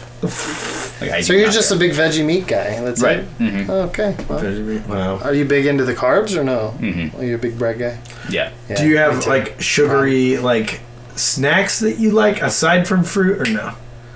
Your go-tos, or, like Like, is it drinks the or sweetness, anything? or is it really just the weird That's texture what I'm trying to thing? get It's the texture. Yeah, I don't like substitute with like a sweet snack. I don't think. Yeah, I'm a candy guy. I'm more of a like savory guy. That's the two like, missing teeth. Yeah. Like, what do you put in your coffee? Creamer. Like, they make their own creamer though, because they're colonial. Oh, that's right. But like, does it end up real sweet kind of thing? No. Yeah, it's wild. And you guys do coffee like in the afternoon every once in a while too, right? We'll do like I'm tired of these coffee. I'm trying to find like, does this man have any sugar in his life? You know. I mean, I definitely get sugar. I mean, you just drank a real sugar Pepsi. Yeah, I mean, I'll get sugar and stuff, but like I don't. That's my fault, really. In that you drink wine, don't you? Yeah, we're getting back into a lot it. of sugar. Is it? That makes sense. I think so. Depends on the wine, grape stuff, maybe. I don't know. That's crazy. Yeah, I don't like. I don't know why. So that's where I don't know why that makes me ragey, but that just makes me. So mad. I'm not like you won't eat fruit. I don't really want to get in the argument of like pineapple on pizza because I just don't like pineapple. Period. Like, but that's unacceptable, right? Right. Well, so I feel like both of those things make me want to fight you. So right. Like, if you were like angry, that's like if I was like, well, you don't like carrots. Well, do you like carrots on pizza? Because that is not the same. No, but like it's like if you don't like the topping to begin with, like if you didn't like pineapple on its own, you're not gonna like it on pizza. So it's a stupid argument for me to be in. So are you a pineapple pizza guy? Yeah, I can appreciate a lot more pizza toppings after I've worked at a pizza place, and so like. Where'd you work? Pizza Ranch. Chuck E. Cheese. Pizza Ranch. Yeah. So, and we got a free meal when we worked, so tried to like get as much variety as I could stand to eat there. You didn't just do buffalo chicken every time? Well, I did actually salad a lot more than I ever would have in my life. Salad I've never been a salad guy, but awesome though. Yeah, you can. Well, and salad's one of those things that you can tolerate more often than just like. By the way, I'm having pizza for the fifth time this week. Especially when it's 70% toppings and 30% green. Yeah, I put some deep fried chicken on top of the salad. And then the next time I put, whatever. But yeah, they do have a great salad bar over there. But yeah, as far as olives is still a no for me. Yeah. If you bury it really well, I'm not gonna like try to pick it out, and I'll still eat the pizza. But so you're not drinking like dirty martinis? No. And as far as drinks go, I like the sweet. So even when it's like a martini or something, I'll do a lemon drop or something. This is the Mountain Dew guy. He's drinking syrup right now. Yeah, essentially. See, I'm more of a like I'm the opposite. Like I'll drink rocks, and I like. I mean. Drink rocks? Like stuff on the rocks. Like I won't put like whiskey. I'll just drink it like straight on the rocks, or like like all that stuff. Or like I don't like the sweet stuff. So if I'm drinking like things like that, I don't go towards sweet. Like Starbucks and stuff. I'm not like a sweet guy. I'm like a caramel or something like that.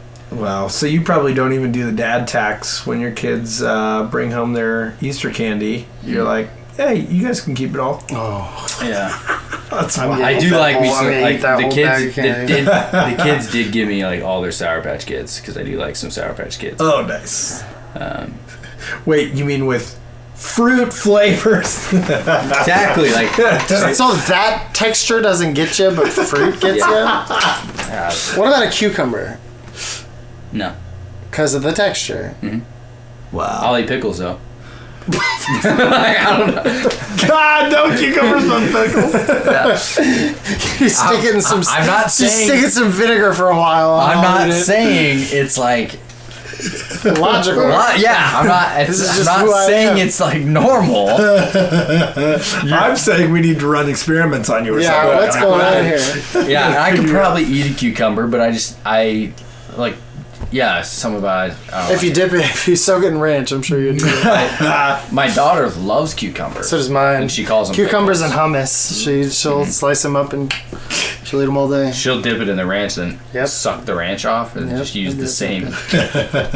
My kids just do their fingers in the ranch. Yeah, they gave up on using food. My son's the three finger scoop.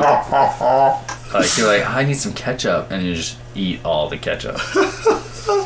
It's just funny because my mom used to complain that like her dad would make her if she put too much ketchup on her plate. Make her eat it. Make her like he'd just give her a spoon. Oh gosh. You're not letting that go to waste. Wow. And that's why that generation all has therapy now. So going back to bacon. How do you what's your preferred doneness of bacon? How do you like your bacon? The proper term is limp. Yes. So it has a little bit of flop. Mm-hmm. It's called limp. I used to work at Perkins. It's a breakfast place, and the proper term is limp. Okay, so this explains the Canadian. So where's this on? For me? Where's this on the scale then? Where's limp versus? So limp it has a little bit of structure, but it bends. Yeah. Or you're talking so it's still got the fat pockets. About as rare. You haven't cooked down fat. Oh, so this is beyond. Probably this is like you barely cook it. So you want it still. I've gotten used. I used to do it it's barely turned color. Oh my god! But now, Kaylin does hers crisp. I just like a big ball of fat, and it's delicious because it's one of the few meats that you can cook quickly, and it melts in your mouth. You don't have to wait an hour for that. That's the beauty of bacon. Okay, it's we're discovering something new here. I like it. Yeah, crispy to the point where it melts in your mouth. It's eating chips. Yes, I hate that. A chip that you just only have to chew. To me, you ruin the bacon. I don't like that. You're not supposed to eat it. You only chew it with one bite. You crunch it down, and then it's already done. There's no more chewing after that. Yeah, but there's no You're gonna have to make this bacon for me. You're gonna have to make me some bacon. Show me how you like it. Yes, it should be. It should be just a blast. That's the hard part for me. That's why I don't put bacon in a lot of things, because when you put bacon in something else, it'll always almost end up.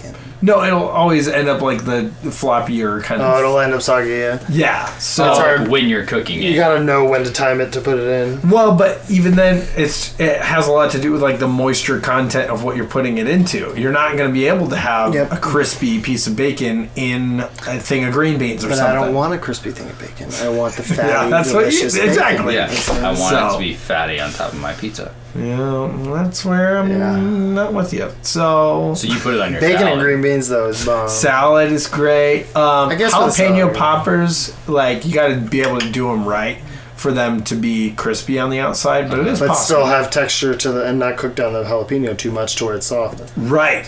You want to kind of get almost wick some moisture out of the jalapeno in order to let the bacon still crisp up. But it is hard to cook bacon wrap stuff and get the things right. It took me a long time to get bacon wrap asparagus to the point where I like the bacon. Yeah, so on a smoker you either overcook the asparagus or you undercook the bacon. On a smoker you can't do it. No. It's I always have to use the air fryer. It's not direct heat enough. Yeah, air fryer works well because it can cook quickly enough, but the asparagus isn't then there long enough to ruin it. Right. Beautiful. I'm hungry.